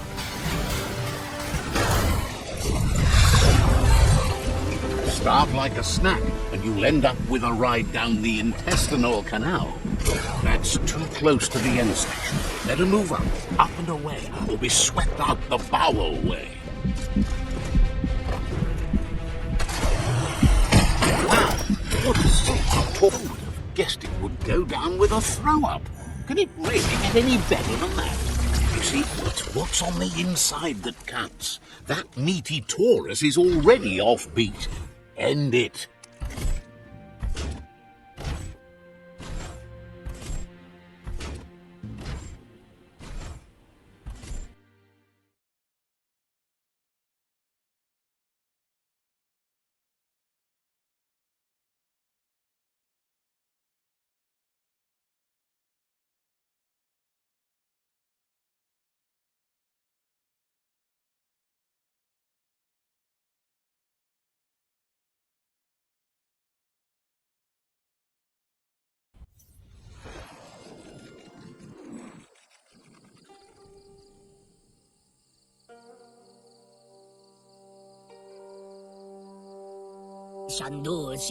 He thanks you for dealing with another world eater. You're halfway there.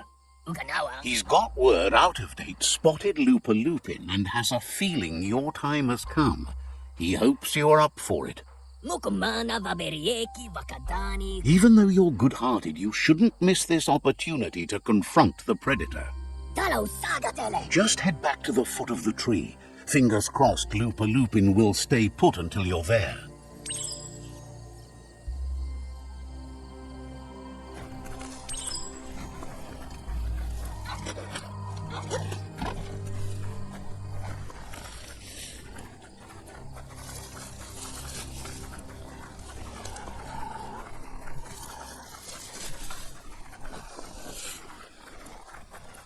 Just be care-filled as you wander the woods. That's an intact plant out over there. Wonder what's growing in it. Go on, catch it.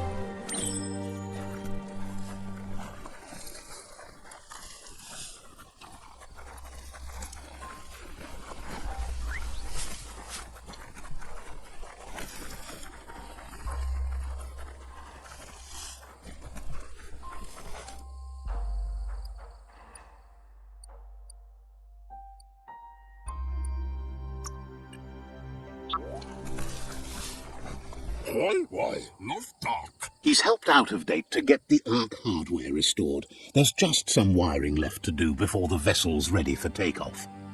Yeah. He just needs to reroute the excessive high spark to run through the proper plug in the system so it won't break the path if it blows. Gizmo isn't sure you'll need to make use of the Ark, though. It looks like your efforts to save the tree and the world are paying off. He knows your good-hearted nature means you won't leave him behind, but you need to work on yourself if he's going to be isolated with you in the Ark. There are things you don't see eye to eye on.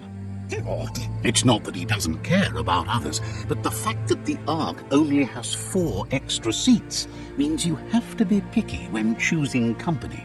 So, what we have here is an opportunity to help your next. There's a seat open on the Ark should you want to offer it as a gesture of appreciation. Why? You don't need anyone else but yourself and me, of course, but I'm a part of you, so that doesn't count. If you want to go quickly, go alone. If you want to go further, go together. The only one we'd want to get away quickly from here is darkness. But you know you can't go on without me.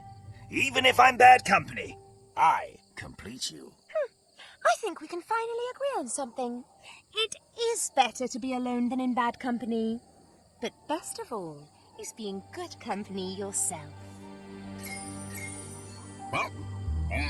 He's been thinking this whole thing with the Ark through and has decided he won't be joining you. First off, he isn't 100% sure he's got the wiring right, and really, he doesn't think he can stand being in that enclosed space with you for long. Gizmo will always make time for you.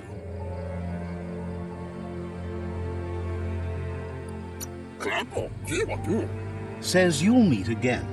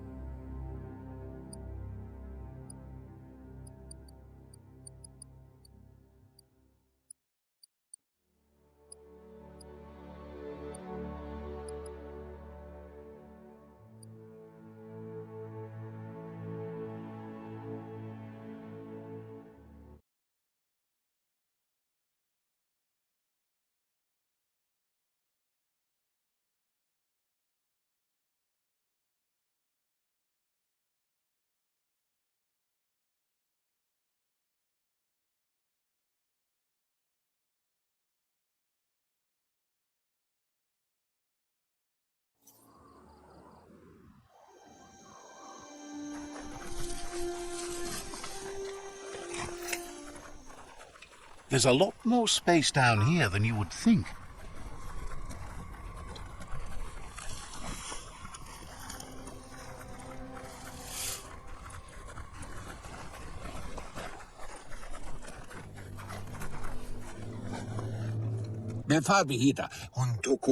Out of Date says the time has come for you to reconcile with your past. Lupa Lupin is still staying in the camp where he was brought up. He hopes you'll find the answers you are looking for there. Even though darkness is a part of your nature, he suggests you try to keep your cool, as the best fighter is never angry. He'll point you in the right direction, but the rest is up to you. This part of the journey is one you'll have to do on your own. Lupa Lupin's camp has always been there, hidden deep inside the mountains.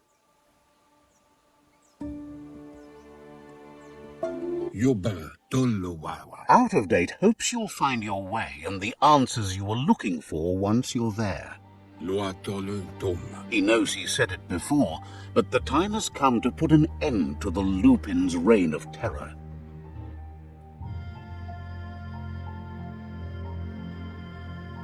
You should get over there. Come face to face with destiny. It's going to be you against the Lupin. No rules. He's happy to help. We'll be around when you return.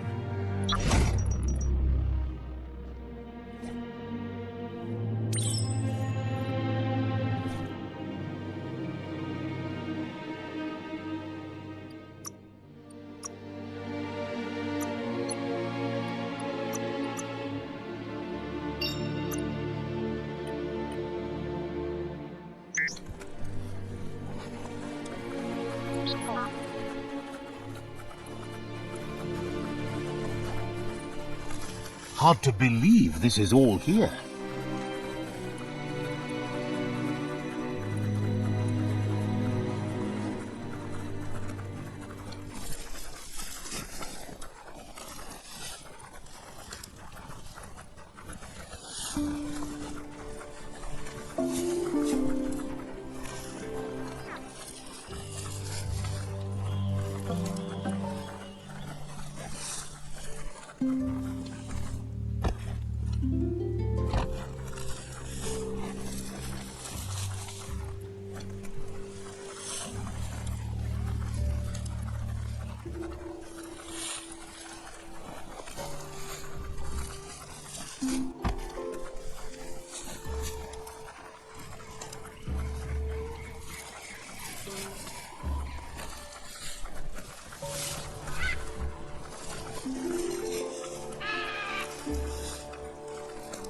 Tread carefully here. This is Looper Lupin's camp.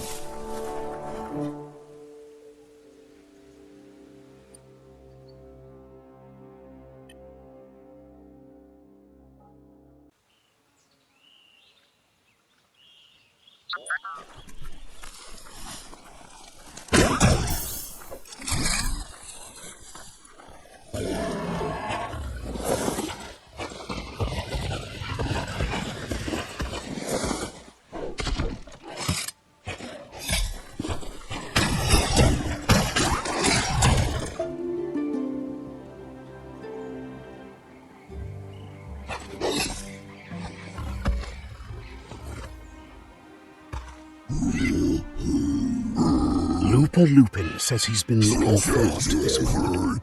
He wanted you to come here and see for yourself where it all started. He was so little when your mother and kin came here to put an end to his mother just because she was different, a hunter. That night, the hunter became the hunted, trapped with nowhere to run. He says your mother showed no mercy, only vengeance. He can see that you're not like your mother. There's something different about you. Maybe you would have made a better decision than she did, and let them be. They orphaned him, left him alone, an outcast and a freak. Looper Lupin says he's been reliving the moment every night since then.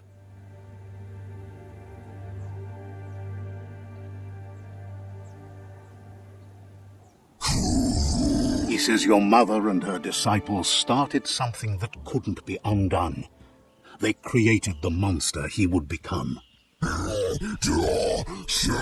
He knew his time would come, and he was patient. So, when he got news about your birth, he knew how to get revenge that would last. That's why he spared you that night he raised the village when you were a child. He wanted you to suffer for life, like he had. Just so.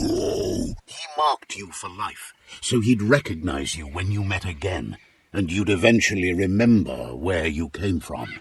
No. His hunger grew insatiable over the years to come. He tried, but being vegetarian wasn't in his nature, and he couldn't go hungry. But he's never taken a life for the sake of appetite. It's always been about survival, and that our true self is being who we are. A deep look into nature will make you understand everything better, and that natural selection eliminates, and the strongest survive. Fate is for those too weak to determine their own destiny, and now the time has come for you to accept yours.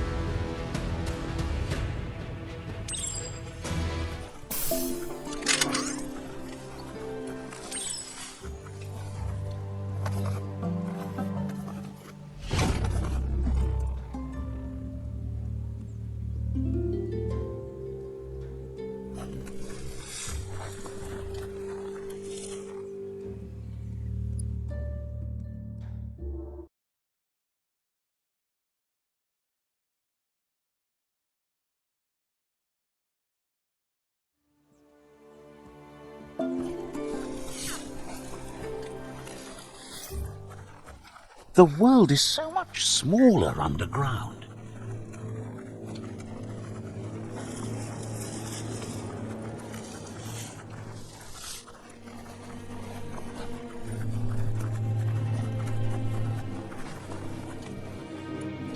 Biomutant paikatawa. Out of Date says that from what he's heard, you've been busy. Biomutant paikatawa. He says he appreciates what you've done so far, but unfortunately he's got urgent news from his friend Noko in the east. Paluotulua. Out of Date says that even though he's unsure about your intentions, he hopes you'll support Noko. Tulu keta. Ya wawanawe. He says he'll point you in the right direction, but finding Noko and making sure she gets what she needs is up to you. That doesn't sound good. Out of Date was spot on. The hoof puff needs to be stopped. Falu alu hero. Out of Date says that Noko is worried now that the Eastern World Eater is stepping up its activity. Tulu keta.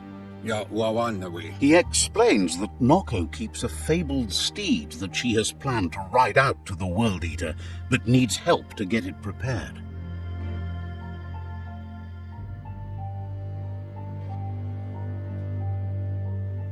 Tulu keta.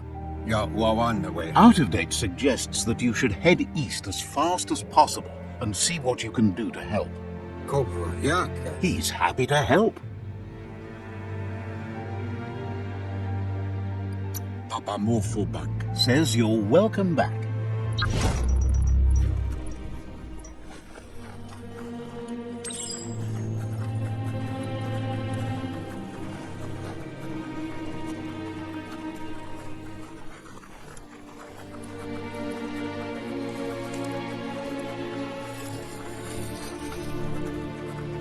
I don't think you could make a home here.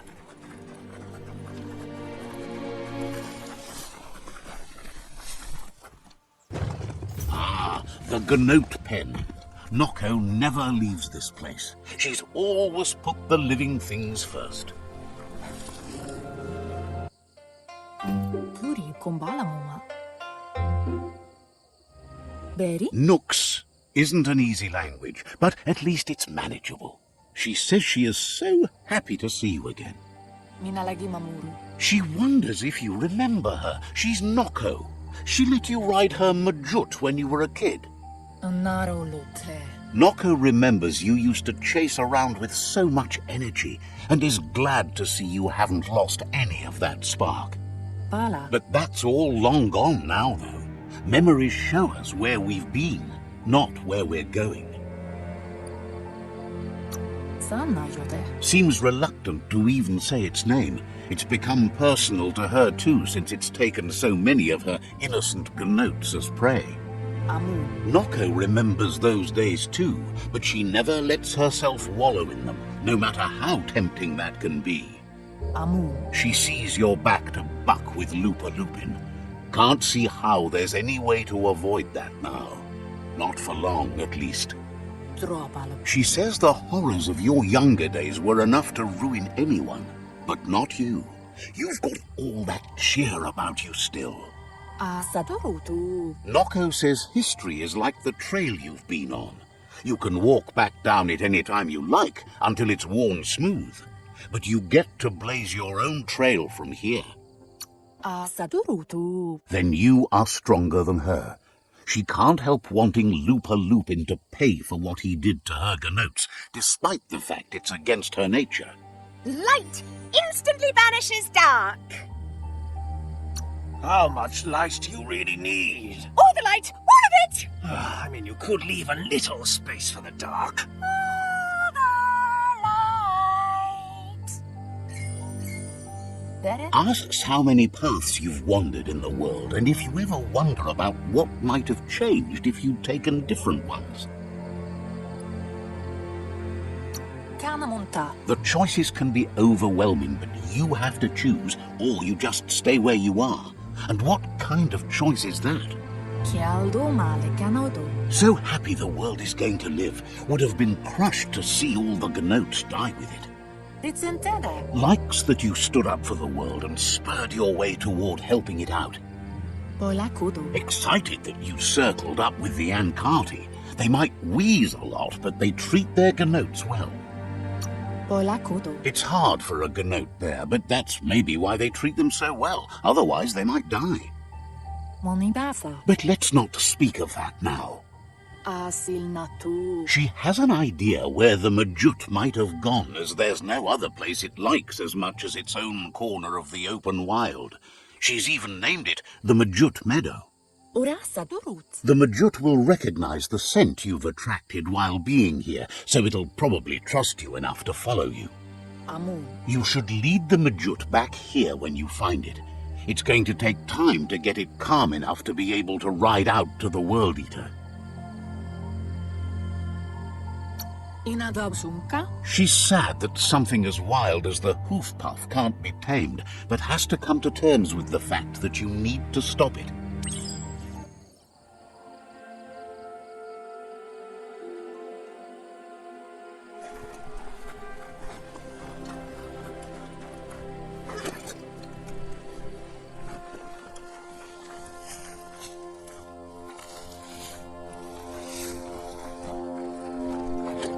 There's no time to look back. Too busy moving on.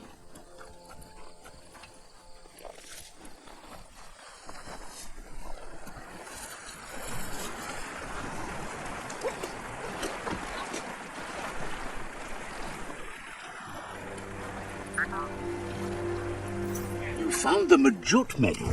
Watch out for the Majut.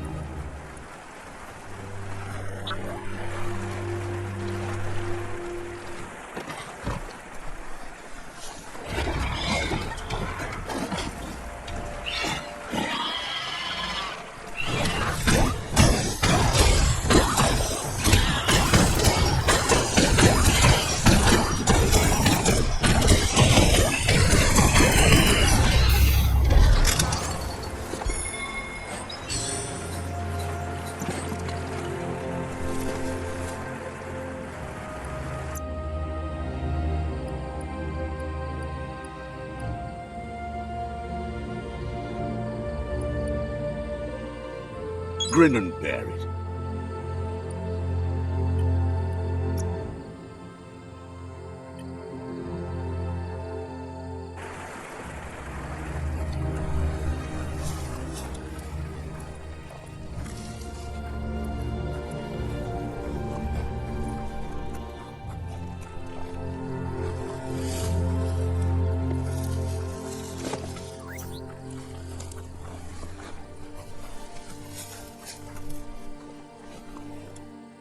Make the most of the night Asadurutu. while you can. Vaiseno kasaman waru. Now that the Majut is back in the pen, it seems calm, but Noko is still concerned. Andro? She says the Majut is still anxious, but fortunately she knows just the thing it needs to calm down. Domale tuku. The Majut once found and ate a bonbon gummy by mistake, and that the chewing really calmed it down. Kodutuku. She says that you should find some bonbon gummies for the Majut by the crossway. At least, that's where she found some last time. Sana yote. It's easy to describe. A crossway is where roads meet in a knot and merge. This one is in Sector 7J, if you're familiar with Out-of-Date's map.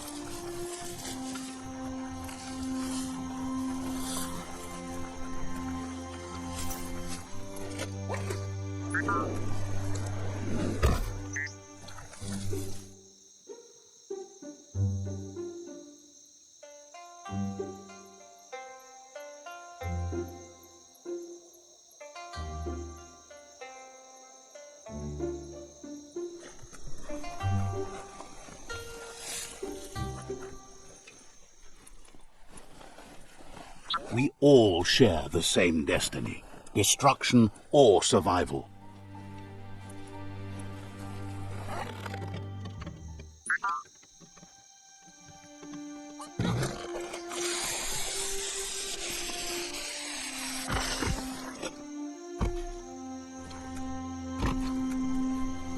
That's how cranks like these usually need to be wound to operate the dispenser.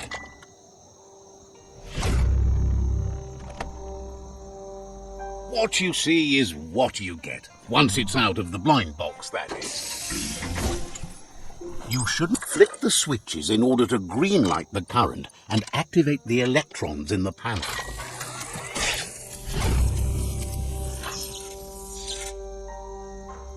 Good. The loop is electrified enough to spark.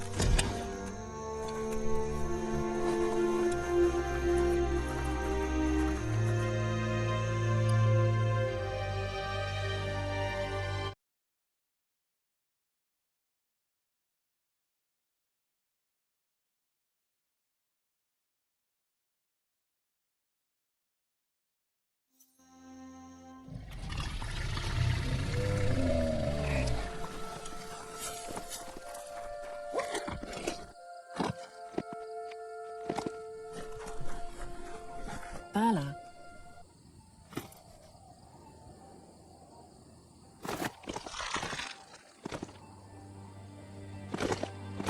Numa? With its attention diverted to the chewy bonbon gummy, the Majut calms down.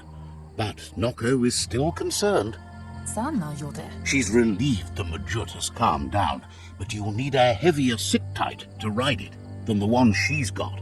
Bola kudo. The only sit-tight she can think of that would be heavy enough is one she's spotted mounted on an old-world mecha-Majut.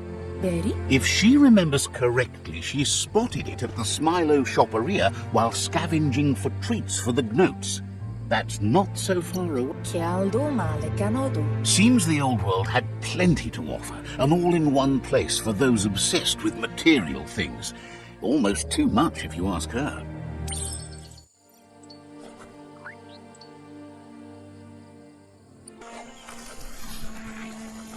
The Smilo Shopperia. Guess shopping here put a smile on your face.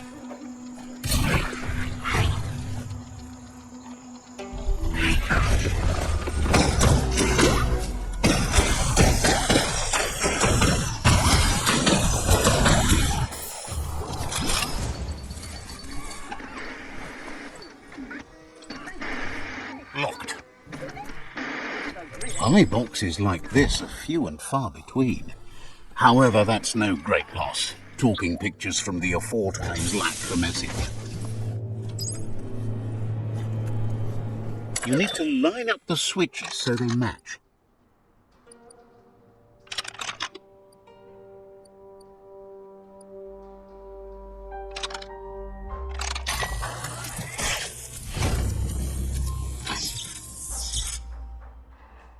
Good. That's enough electric current to initiate the actuators and activate the framework.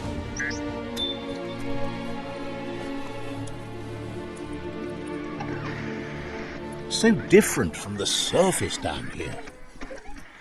Now hold on. Sit tight. You need to loosen the bolts without rattling the mechanism.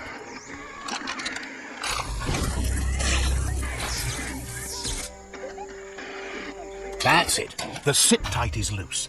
Time to stop horsing around and get the sit-tight back to Noko.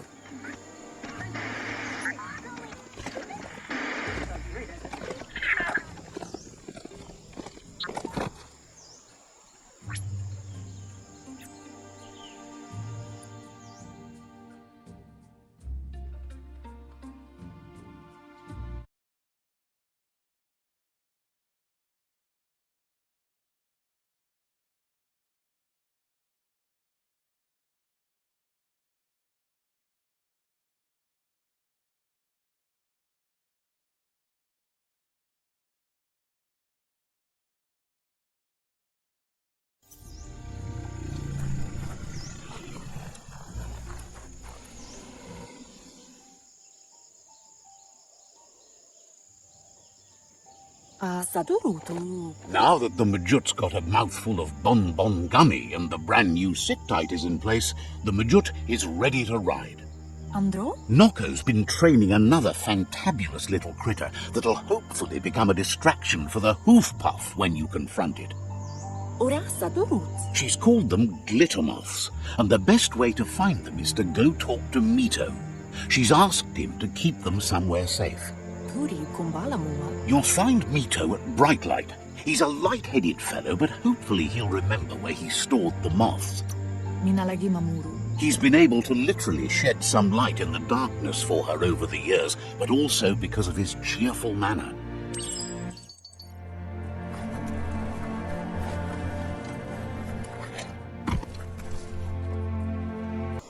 This place is called Brightlight. Mito lives close by.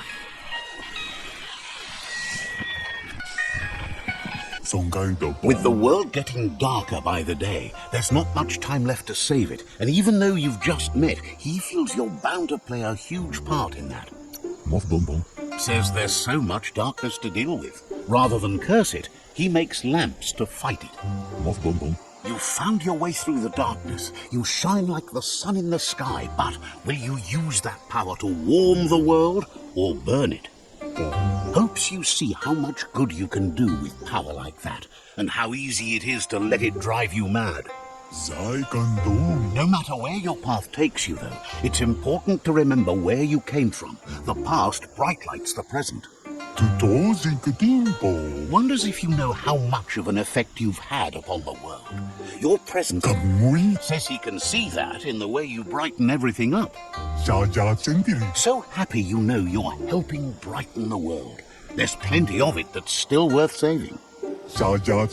Whatever happens to the world, you shone as bright as you could.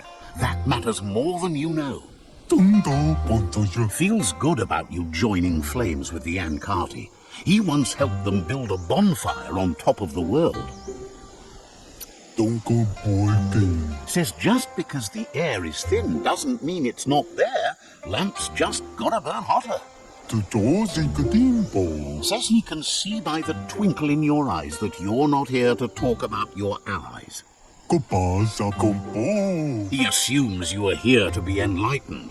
He can't blame you, as everything just feels dark and hopeless these days. There's something about you, like you're knit together. Your fate's connected. What you've said, he feels too. So why not call him Me Too? He senses you're like the dayfly, living every day like it's your last, afraid that when night comes, it might be proved right.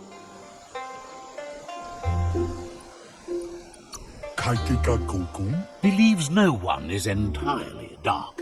Even the worst have a spark of good in them. Mito says he's not only into those who shine bright, he likes things that glitter too. He reckons you haven't seen a glitter moth, and says it's about time you did.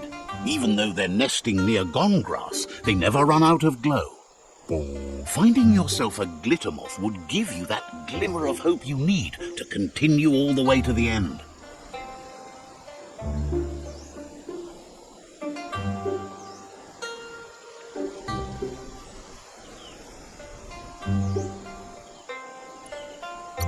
Glows with delight at your bright passion for the light.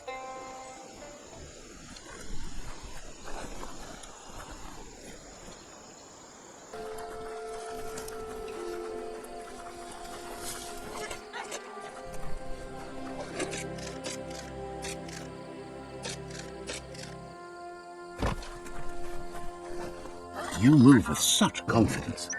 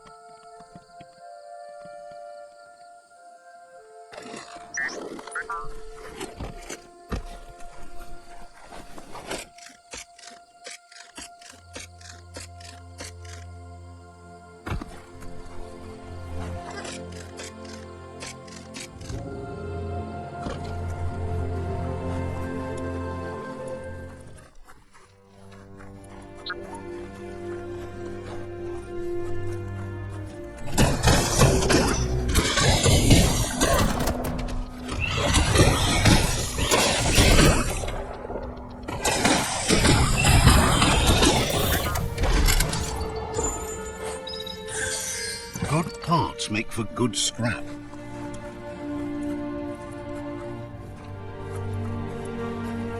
Glittermoth Cave is right here.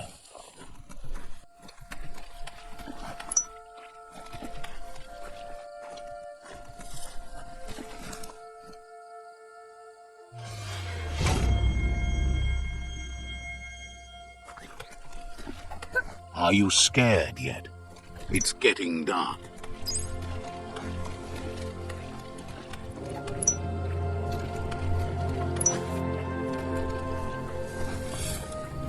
That's sure to be useful.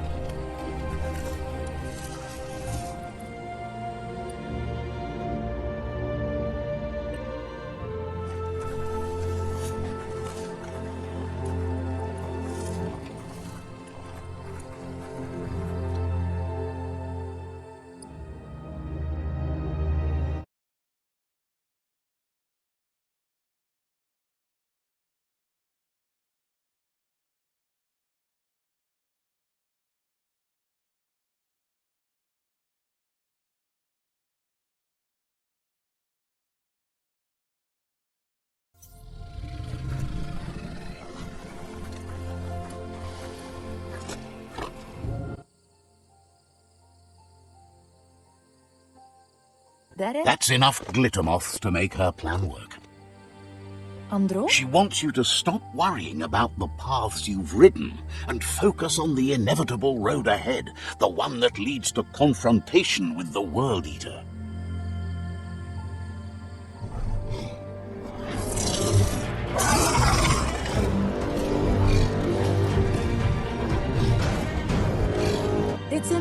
The hoof puff is evidence of the duality of evolution, utterly beautiful and grotesque at the same time. She means that the hoof puff has had more time to eat at the root, as it's been isolated in the Knoopstonies mountains. So, based on that alone, she reckons it has suffered as much damage as the northwest root that's hidden beneath the surf. It reminds her of the gnotes, and, like them, it's hoofed. They're just a lot bigger.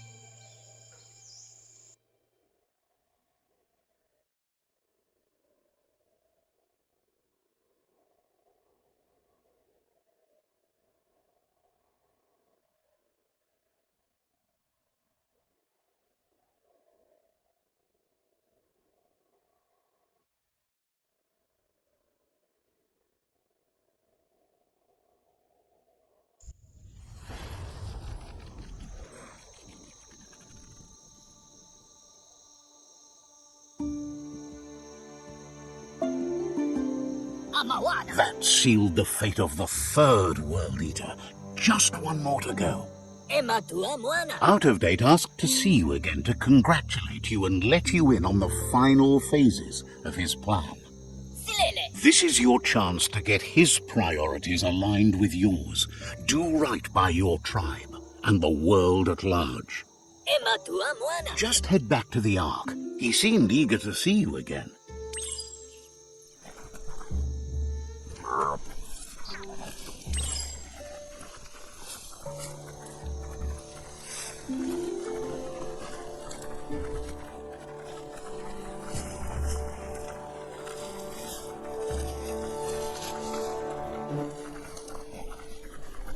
Nothing like light to brighten your day.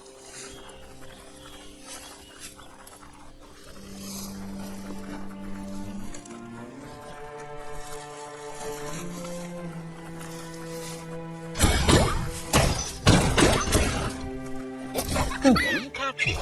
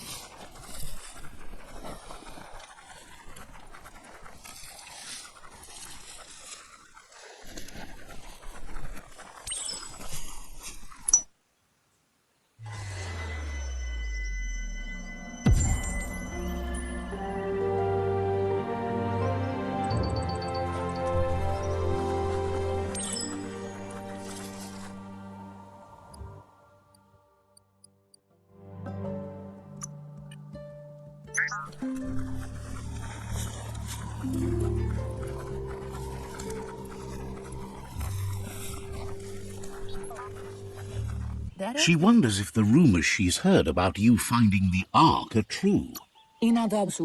She's thrilled you found one. There's nothing you can't do. With the world recovering, the Ark would be a wonderful way to see it. So much faster than even her favorite denotes. Loves that you did your best to help the world rather than hurt it. You could have used much more of that, even before you returned. Any idea who might be joining you on your Arky journeys? So, what we have here is an opportunity to help your next. There's a seat open on the Ark should you want to offer it as a gesture of appreciation. Why? You don't need anyone else but yourself and me, of course, but I'm a part of you, so that doesn't count. If you want to go quickly, go alone. If you want to go further, go together. The only one we'd want to get away quickly from here is darkness. But you know you can't go on without me. Even if I'm bad company, I complete you. I think we can finally agree on something. It is better to be alone than in bad company. But best of all is being good company yourself.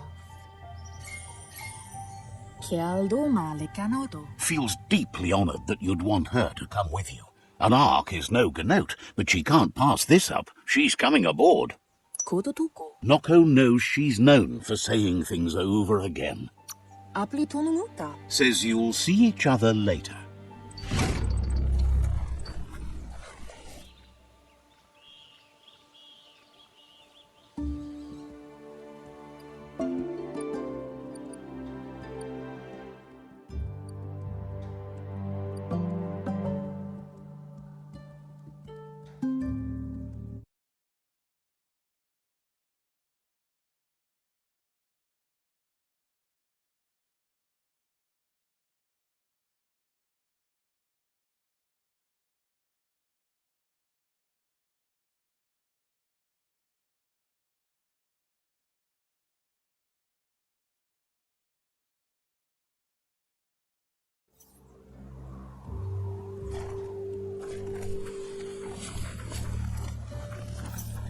You'd think this place would be crawling with worms.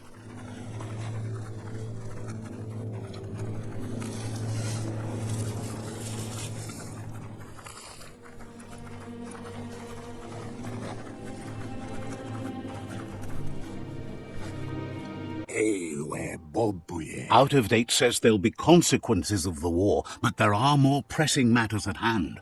The last World Eater has been left undisturbed with the tree while you focused on the war. Thought someone with your light perspective and key would have had different priorities and faced the World Eaters before resolving the tribe war. Regardless, Out of Date is grateful the tribe war is over. Out of Date understands the road has been rough, but you already know what's left to end this journey, and it'll be tough. You're the only one that's strong enough to face the last World Eater. The future depends on someone with a light perspective to give the world a chance to survive. Only time will tell what the future holds, and if it will bring a lasting peace for those that make it to the end. Out of Date says the word about what you've done so far is spreading. The tribes haven't lost hope yet. He appreciates what you've done so far, but unfortunately he's had urgent news from his friend Wiz in the northwest. He's unsure about your intentions, but hopes you'll support Wiz. He says he'll point you in the right direction, but finding Wiz and making sure he gets what he needs is up to you. That doesn't sound good. Out of Date's hunch is real. The Merc Puff is up next.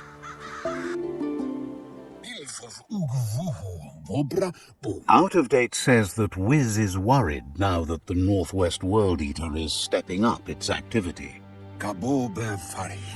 He explains that Wiz is working on an undersurf vessel in order to get to the World Eater, but needs help to get it done.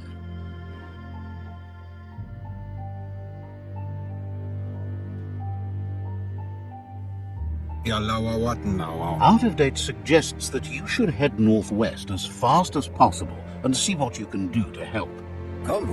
He's happy to help. Says you should take it easy.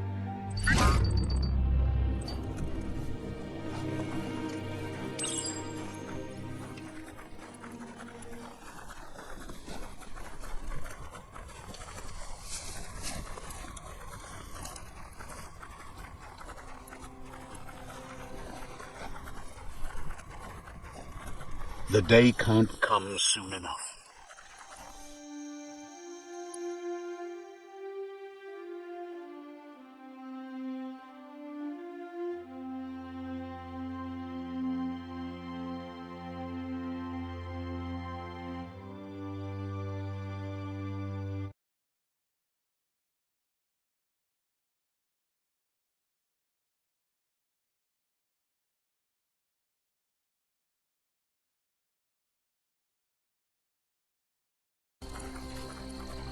The Surge Surf Factory. Keep your eye out for Wiz while you're here.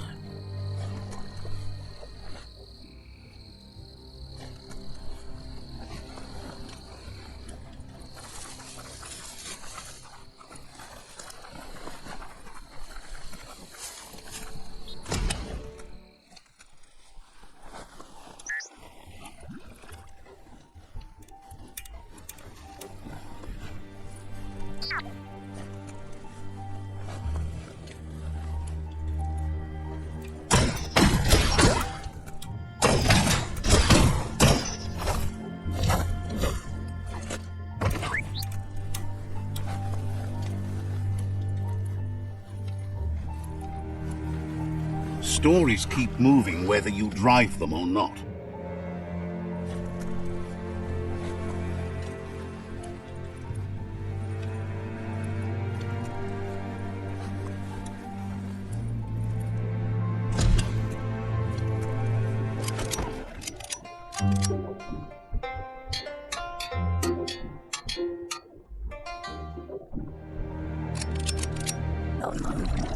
Wuz isn't easy on the tongue, but I think he says he's happy to see a friendly face. Not too many of those around these days. Says it's good to see you again. He's Wiz. You might remember him from the old days when he let you try his octopod. Wiz remembers you were such a cheery kid, and he's glad to see that light hasn't faded from you, despite the years. But Wiz understands it was a long time ago, and memories get murkier the deeper you go. But says it helps to have friends with you to plumb those depths. It was a tragedy, but also sad that you chose to leave. It's a miracle you made it on the outside on your own. That land is harsh, they say. Wiz says our memory keeps things for us, preserves them until we are ready to face them again. He knows you've returned to face Lupin, and that confrontation is as inevitable as the tides. He's not surprised that the loss of your family could plunge you into the depths forever, but you've always been able to rise like a bubble to the surface, no matter what.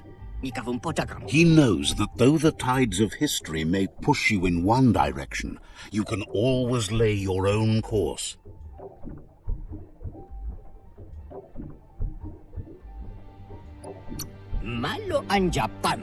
Ultimately, it's your choice. You were the one to be wronged and have lived with the consequences. He believes in consequence as it's a direct result of action. The light shines on! Better isn't the word I would use. Right, not better. Best. You're the worst. The worst of being the worst. We're just the best.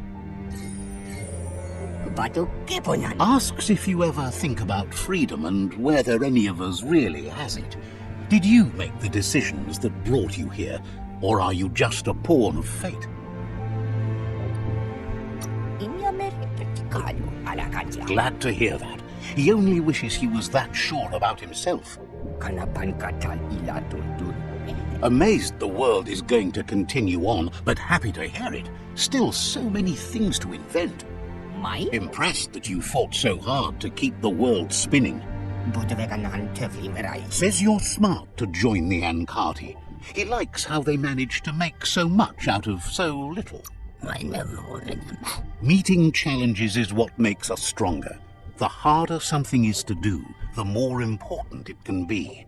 But that's not nearly as important as this. Wiz says that you should let the past dwell in the depths. But there's something else down there too, gnawing at the Tree of Life. He's named it the Merc Puff. This is why he's tinker-tonkering with the octopod. But the lid got stuck, so he needs a big enough tug twister to open it up and let you a-going. He can't leave the surge station, so you must help him find a tug twister. There's a wound-up mecha Fingro in the mecha stadium that still has one stuck on its back. Find it, and you'll find the tug. Getting that tool will help turn around the situation for sure. It'll definitely help him unshut the hatch.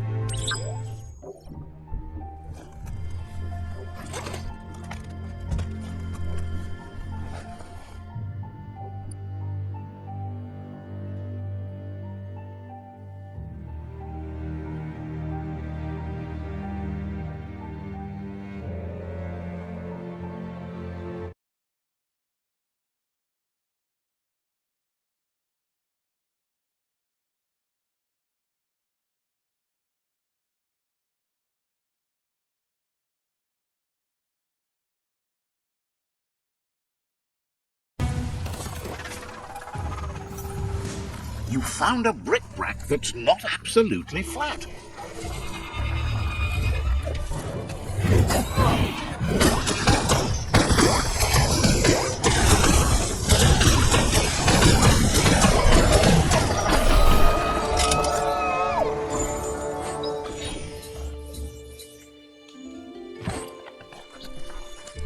Don't want to point a finger, but the Mecha Stadium is near here.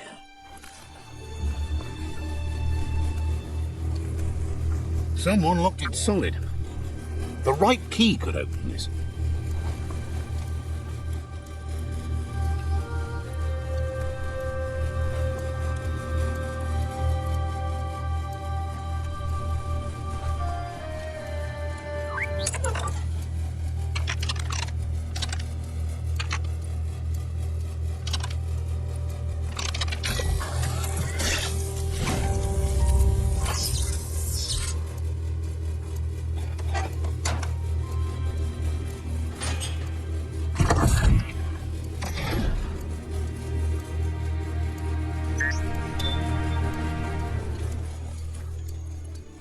You need to loosen the bolts without unsettling it.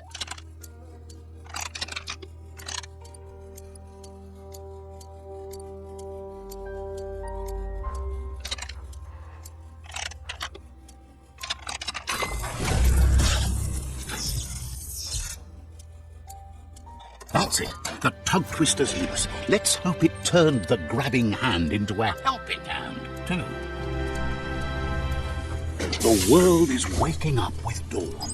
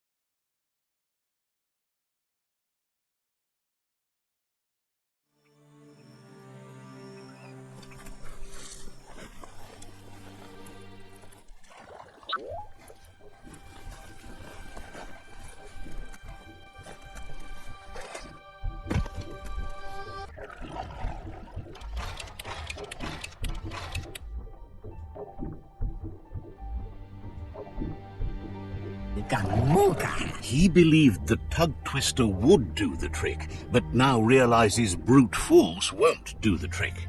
You need something slick. Well, he means slick, as in greasy, so you can lube the hinges of the lid. He can't argue against the fact your fur's shiny.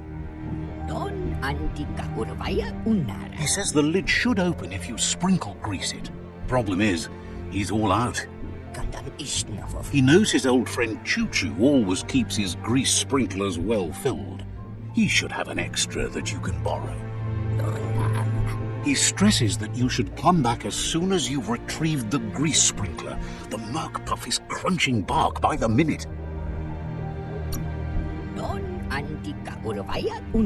It's big enough to make waves beneath the surface, and that's a challenge in itself. But it also has a hard shell, so you need to target its head.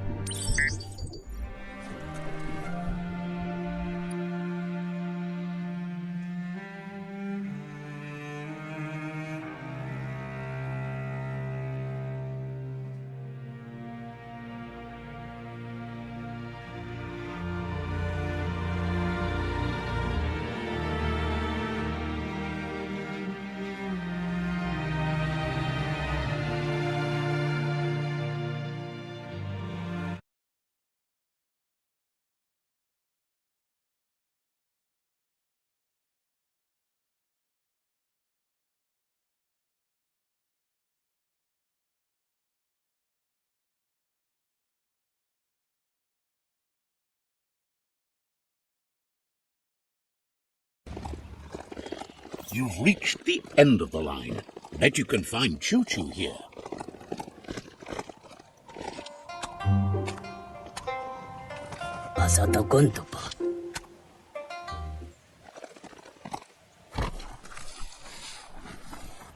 Choo-Choo knew you would make it to him one day. All you had to do was follow the steel path. The rails might be getting rusty, but eventually they all converge on him. Plains rails are like rules. If you follow them the way you're supposed to, everything good in life can roll your way. Says you followed the rails to where you need to be, but tracks have switches in them too. The question is then, will you keep on the same track or look for a way to hit that switch? You seem like you're on the right track already. He just hopes you don't get sidetracked onto a darker path. Whichever way you go, he wants you to know that the rails never steer you wrong. Stick to them and they always bring you right to where you're meant to be. Wants to know if you've ever regretted taking one track in life instead of another. If you could go back, would you switch tracks or keep chugging along the one you're on? Likes your sureness, the way you keep at it like a chug-chug with no way to reverse. Seems like the world came out of its rut and is chugging toward higher ground again. Can't thank you enough for hitting the brakes and working to turn the world chug around. Likes that you landed with the Ankati. Loves the way they dress. Those goggles are perfect for riding the rails.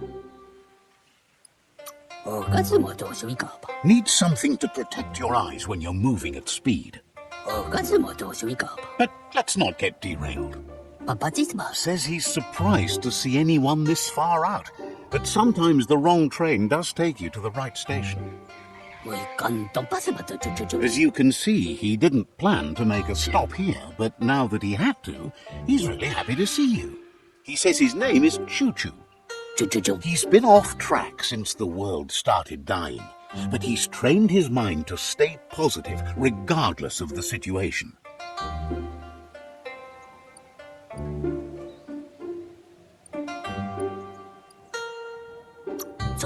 Thinks that's fine, but there's no path in this world that's not been already made. He's convinced the tracks are like the paths our lives take, and you must deal with the outcome, even if you didn't lay them yourself. This time, though, he was sidetracked and needs a new wing nut to get back on track. Wing nuts are easy to find, as they're fitted on any in-front chugga-chugga out there. The challenge is taking them off, so he's happy you're here to do it for him. Says he knew you would, like he knows the way the rails run.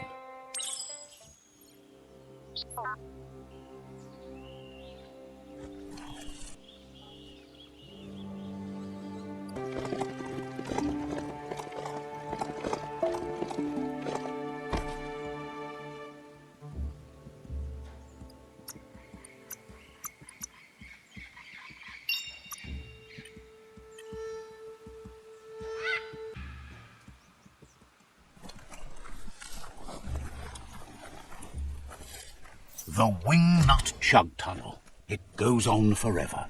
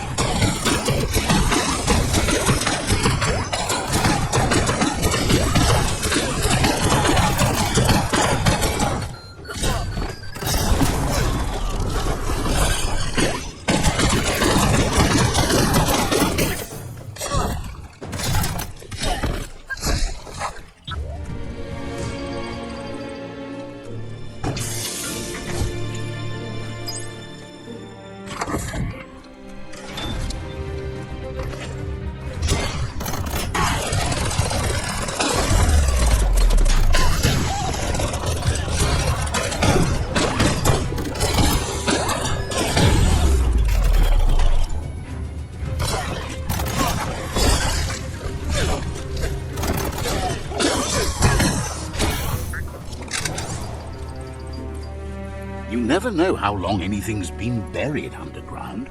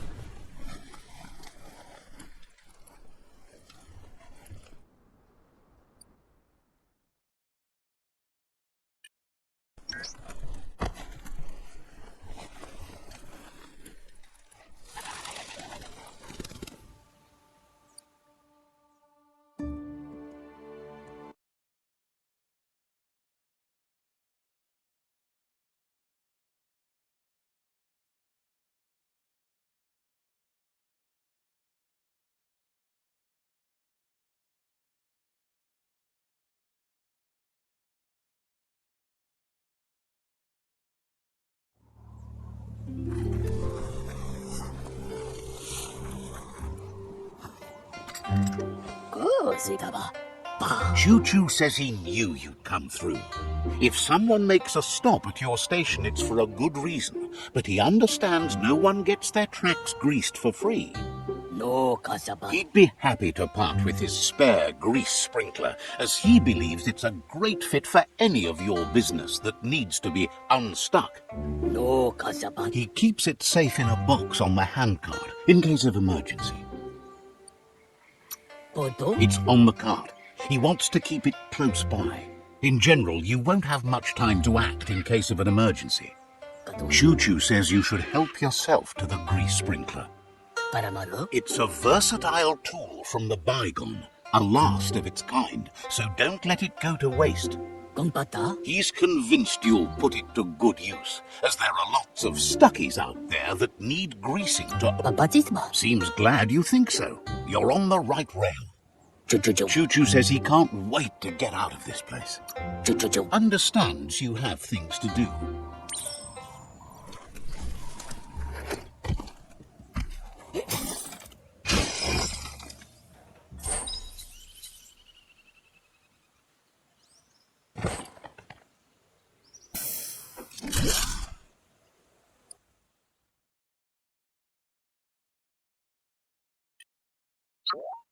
It's harder for others to see you in the dark. You shouldn't worry about smashing up the box. Choo-Choo has no use for it now. Choo-Choo says he feels strongly about helping his next, just like you did for him. He's convinced there was a bigger reason you met. Sometimes the wrong train will take you to the right place. He believes you've got what it takes to make a difference. He's witnessed it himself. Says fate is like the rails. They lead in certain ways, and you can only fight that for so long if you want to get anywhere. Choo-Choo's thrilled you found the Ark. Just imagine how much faster than a chug that thing must be, and no rails needed. Needs no rails, no roads, nothing but air. The world's on the mend, so no need to leave it. But just think of all the places the Ark could take you. Says he's happy to see the Ark in your hands. Knows you'll go great places with it and do some good. Wonders who you might call aboard the Ark with you. So, what we have here is an opportunity to help your next. There's a seat open on the Ark should you want to offer it as a gesture of appreciation.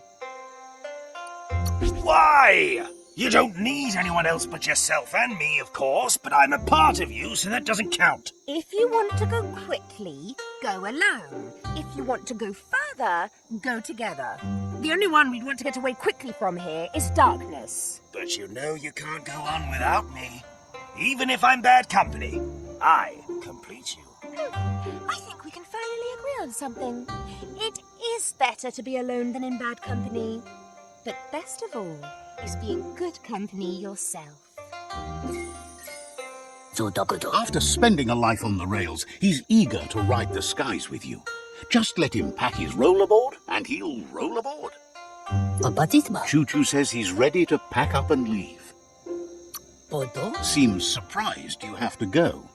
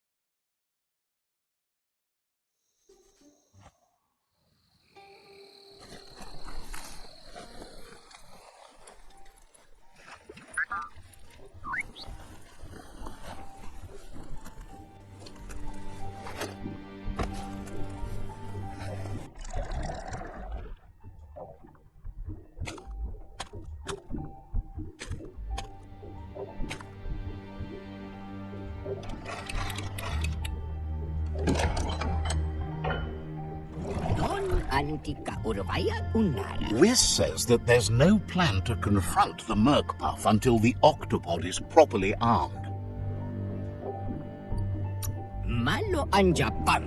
He's happy to tell you that the cannon he's been working on now just needs ammunition. He says his old friend Boom makes all things that go bang. There's a rumor that some of Boom's pyro sticks shot off and are out there roaming free. You should keep an eye on the horizon for pyros. If you're fast, you have a shot at catching some of them before they go off. Boom has named the place Puff Duff Bluff. It sounds silly, but it's an accurate description considering most of the pyros are duds, seeing as they're as old as the old world.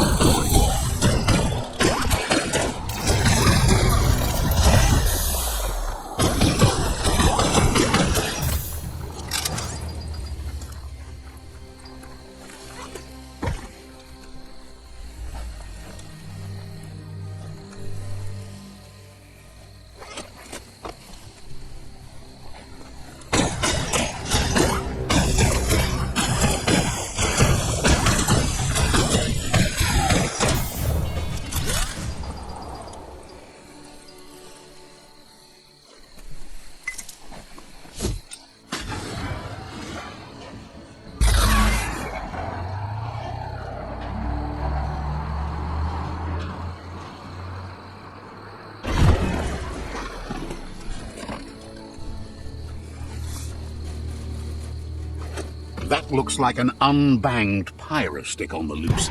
Better catch it before it goes off. If you're tired, maybe find a place to rest.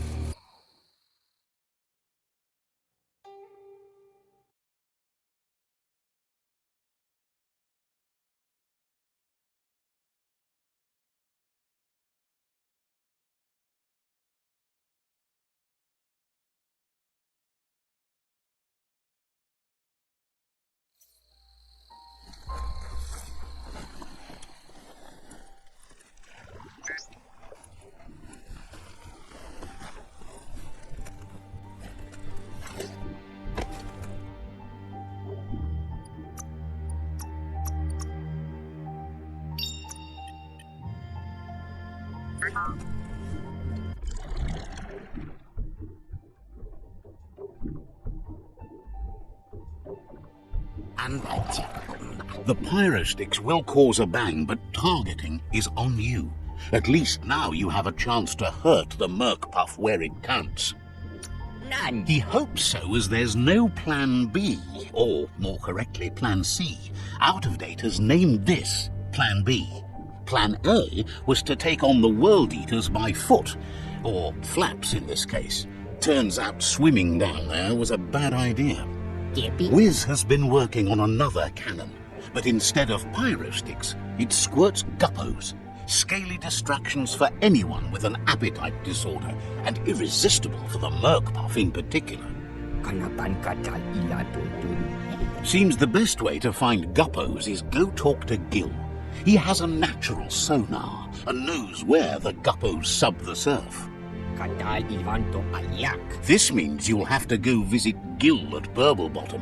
Find Gil and he'll be able to tell you where to find the guppos. He used to run a pet shop stocked with guppos, but since they've become more difficult to find, he's diverted his attention to make them grow in numbers instead of giving them away.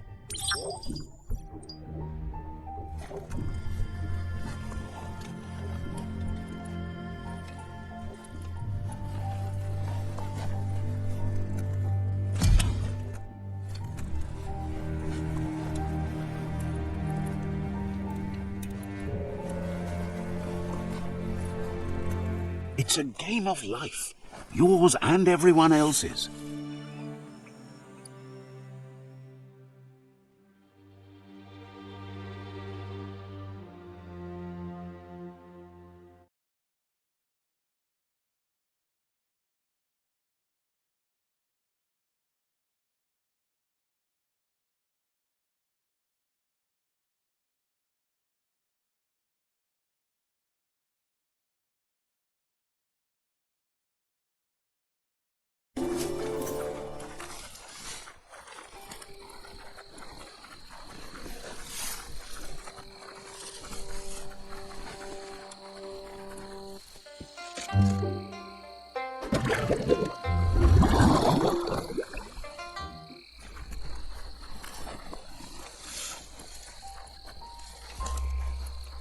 This is Burblebottom.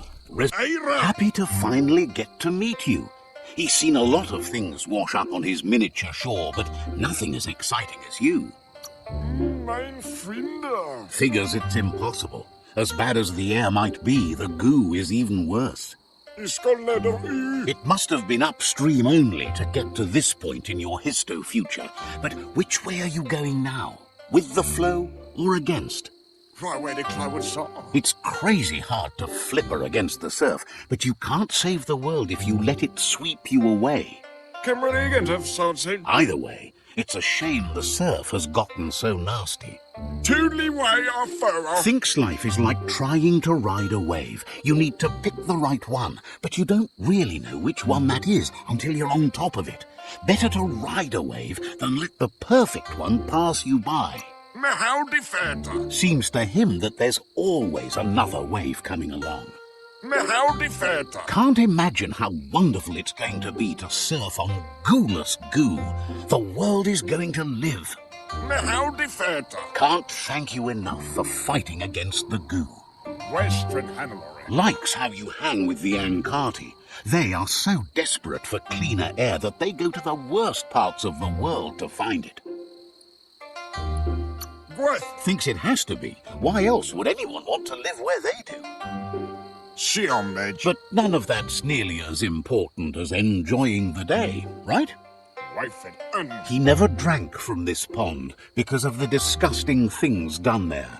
Even the fish stopped drinking here after the pollution made the surf mucked and the air blocked his gills. He figures the Tree of Life isn't drinking either. Or, well, that's not true. He said it does drink, as it has no other choice. It's a tree, but it's forced to drink. Claims the surf is poison now. Anything that drinks it becomes poison too, including the Tree of Life. His friend Wiz needs guppos for one reason or another, and Gil is ready to point you in the right direction. But here, you're only going to find dead ones. He's pretty sure Wiz wants them alive. Well, at least the ones that aren't already rotting. If you head in the right direction, you'll find a clean enough bit of surf to snag yourself some guppos. Then you can get them to Wiz for whatever he has in mind. Helping both you and Wiz makes him double happy.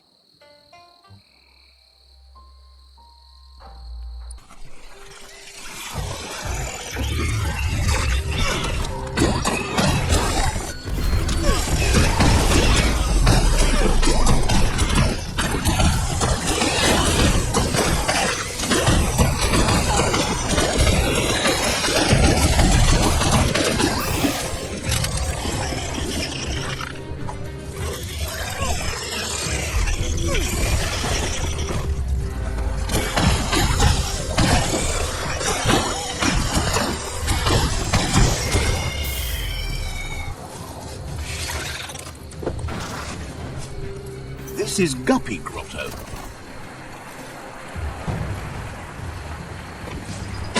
Feels like the monster's lair around here.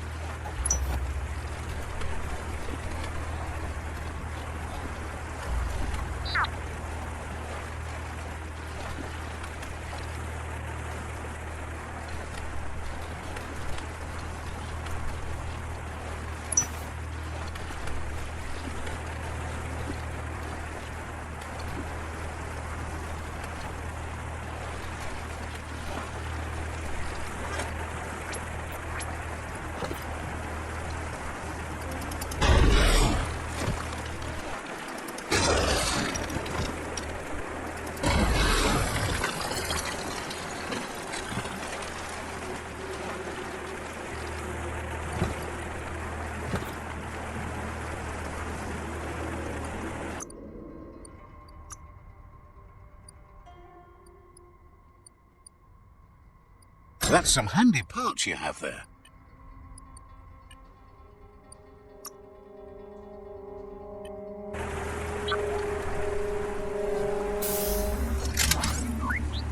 Not opening for you.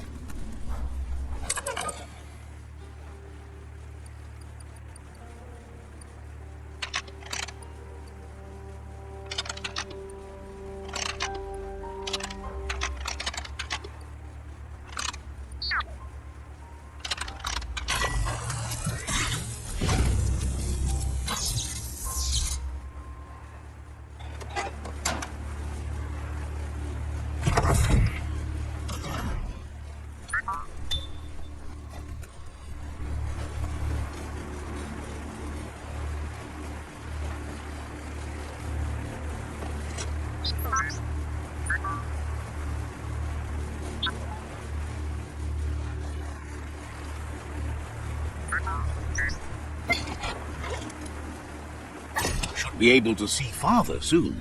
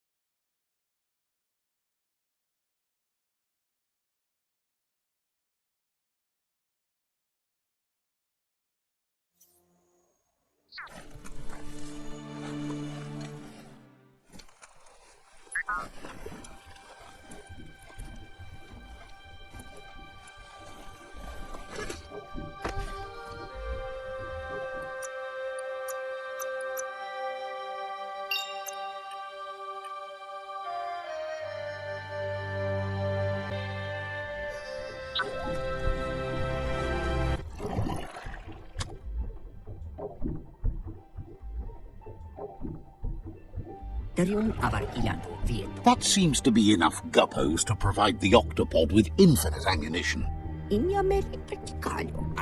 He's surprised the Merc Puff's been able to hold its breath all this time.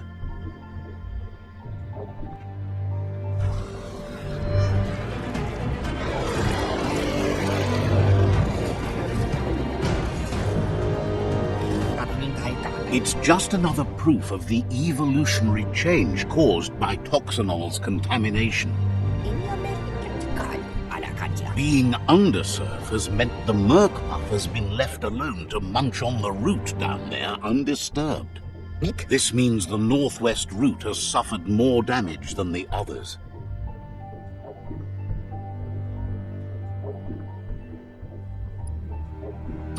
The marks the corporation left behind on the land are everywhere, but they also abandoned technology, of which he's sure you only found a fraction.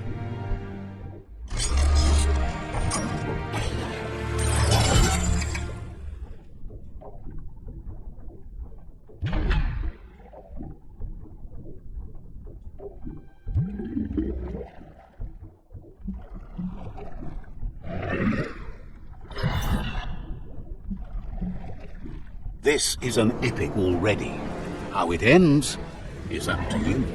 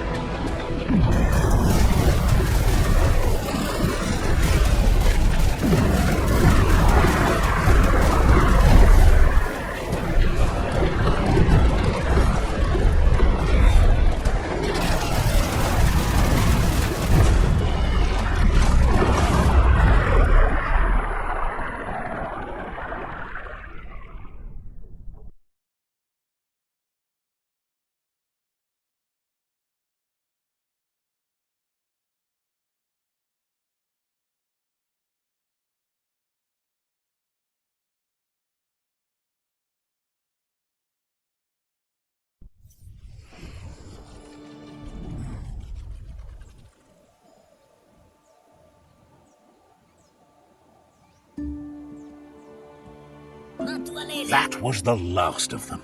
You've sealed the fate of the tribe and the tree. It's time for the end game. You have your destiny. Follow it all the way back to out of date. He never told anyone about what's next, but he's sure it involves you. Just continue to stay true to yourself and respect others whatever happens. You've become their pride, the guiding light of the tribe. It's time to return to the tree one last time.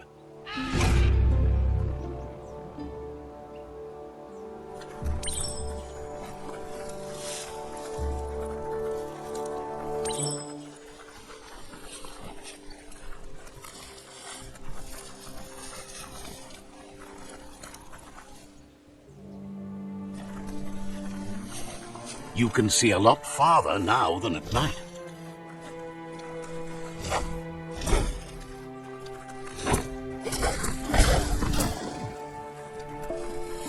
Come on, catch it.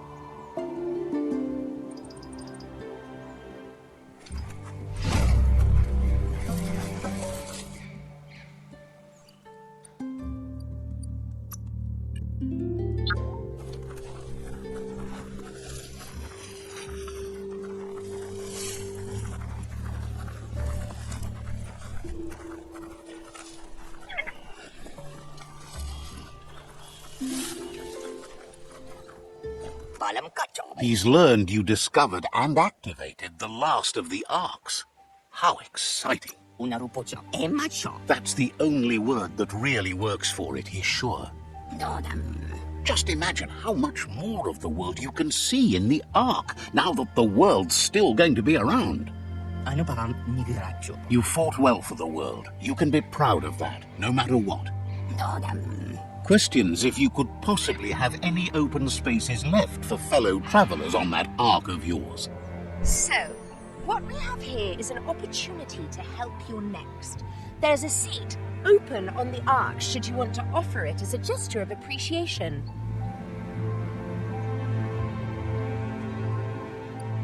Why? You don't need anyone else but yourself and me, of course, but I'm a part of you, so that doesn't count. If you want to go quickly, go alone. If you want to go further, go together. The only one we'd want to get away quickly from here is darkness. But you know you can't go on without me. Even if I'm bad company, I complete you. I think we can finally agree on something. It is better to be alone than in bad company. But best of all is being good company yourself. Almost can't speak. He's so happy to be joining your voyage, to conquer the skies and everything beyond. Wiz knows it's the same old, but he likes talking to you.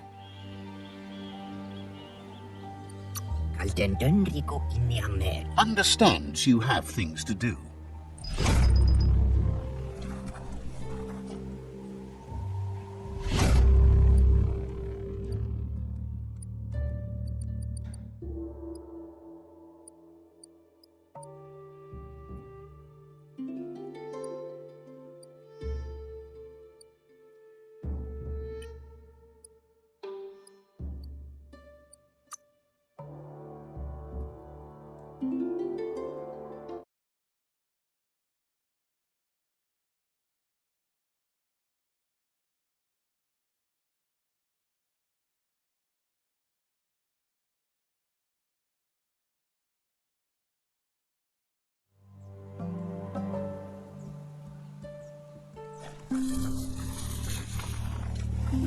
It really is a different world underground.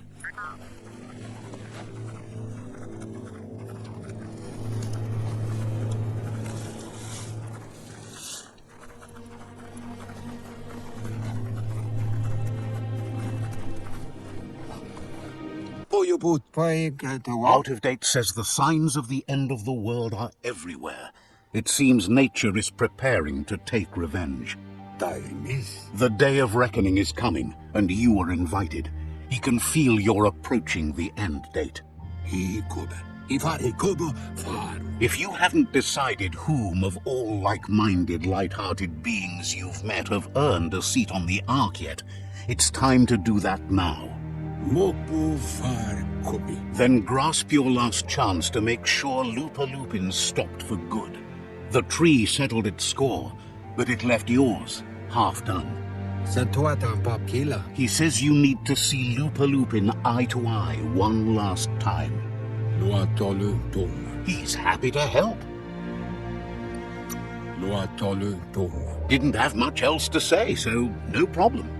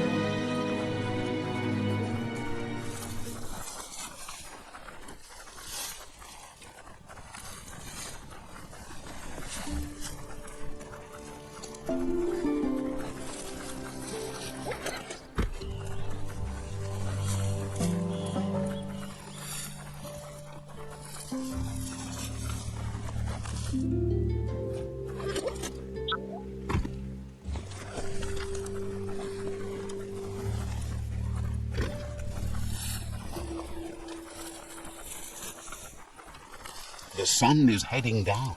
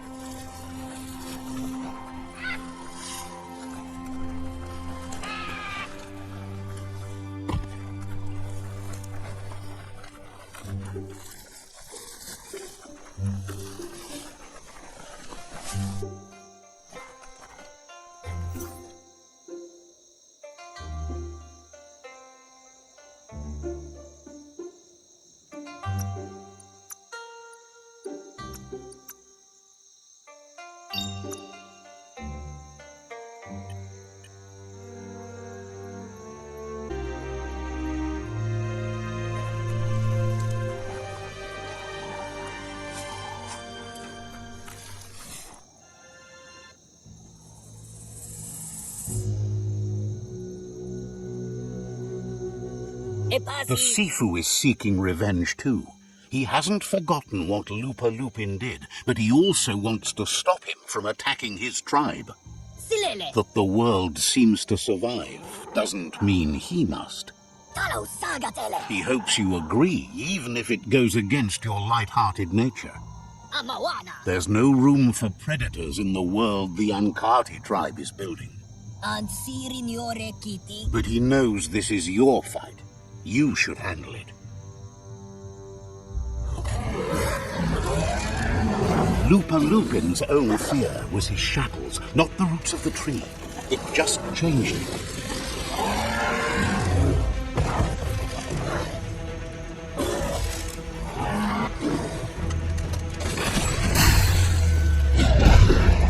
You have a chance to stand back and let the tribe handle it.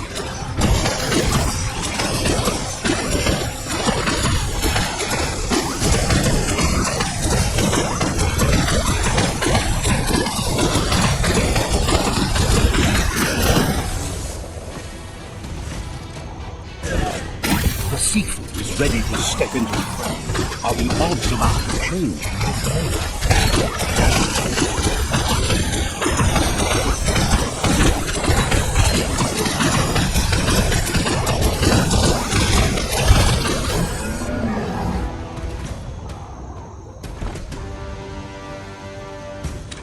With a fresh bond, something inside you can save the sequel by making yourself a target.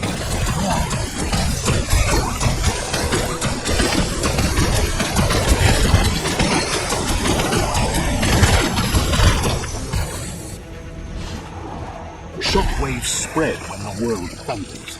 This is not a prophecy, me telling you about the future. It's you shaping it. Here's a vulgar display of power.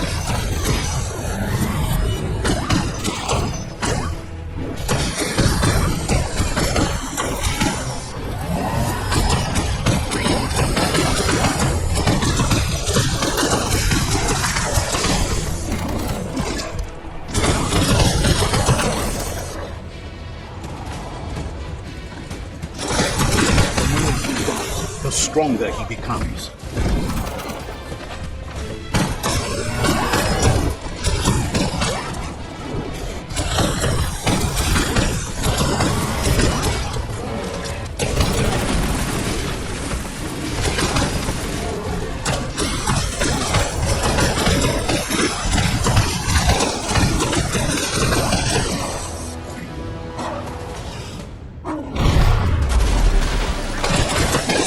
Remember who the real enemy is and stop playing the game his way.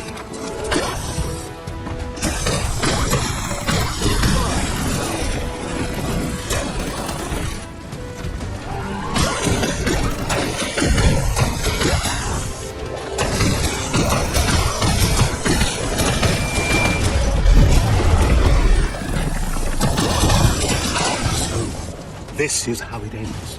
The Predator and the world itself suffering. But at least it's a sign they're both still alive.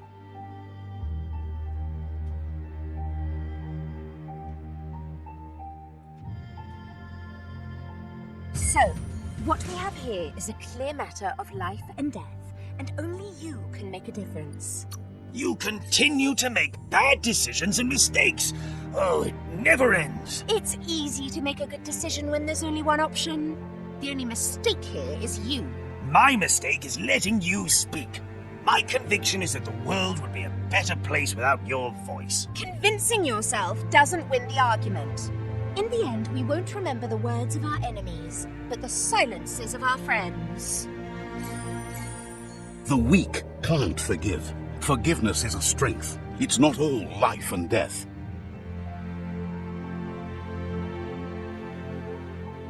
It's no better time than now to accept a helping hand.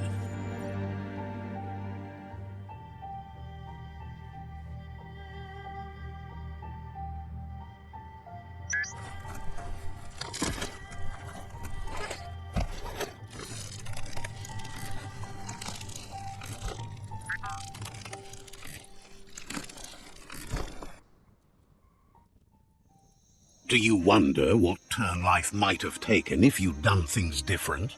A left when you went right? A yes when you said no? You've walked the thin line between survival and disaster and haven't lost your balance yet. It's because of you the Tree of Life and the world has been given a second chance. You carried the light in a world full of dark and made a difference in a place that needed change. You allied with the Ankati tribe and brought the solidarity needed to keep the world in balance. However, light and dark does simply represent the polarities of life. One can't exist without the other.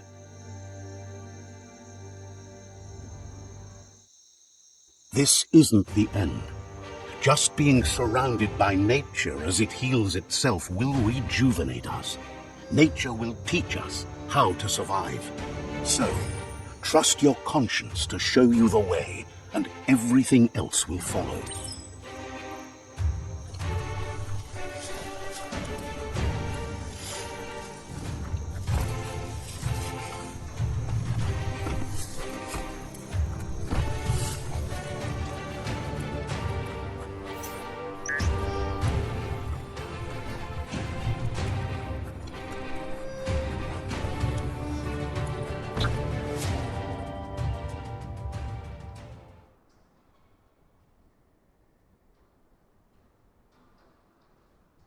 As foretold, You were destined to split the chains of this world.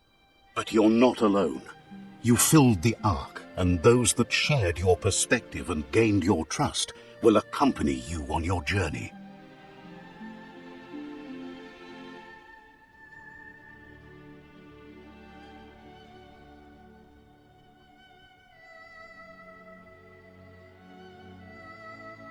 Is there a world out there that's better suited for those imbalanced in their light nature than this one? Whether or not, we'll leave your story on record, so those who come after will know you followed your light nature and saved the world. So, when all is said and done, it turned out to be an unusual ending after all. What could be better than ending the story the right way? Ending it your way. A beginning of something new.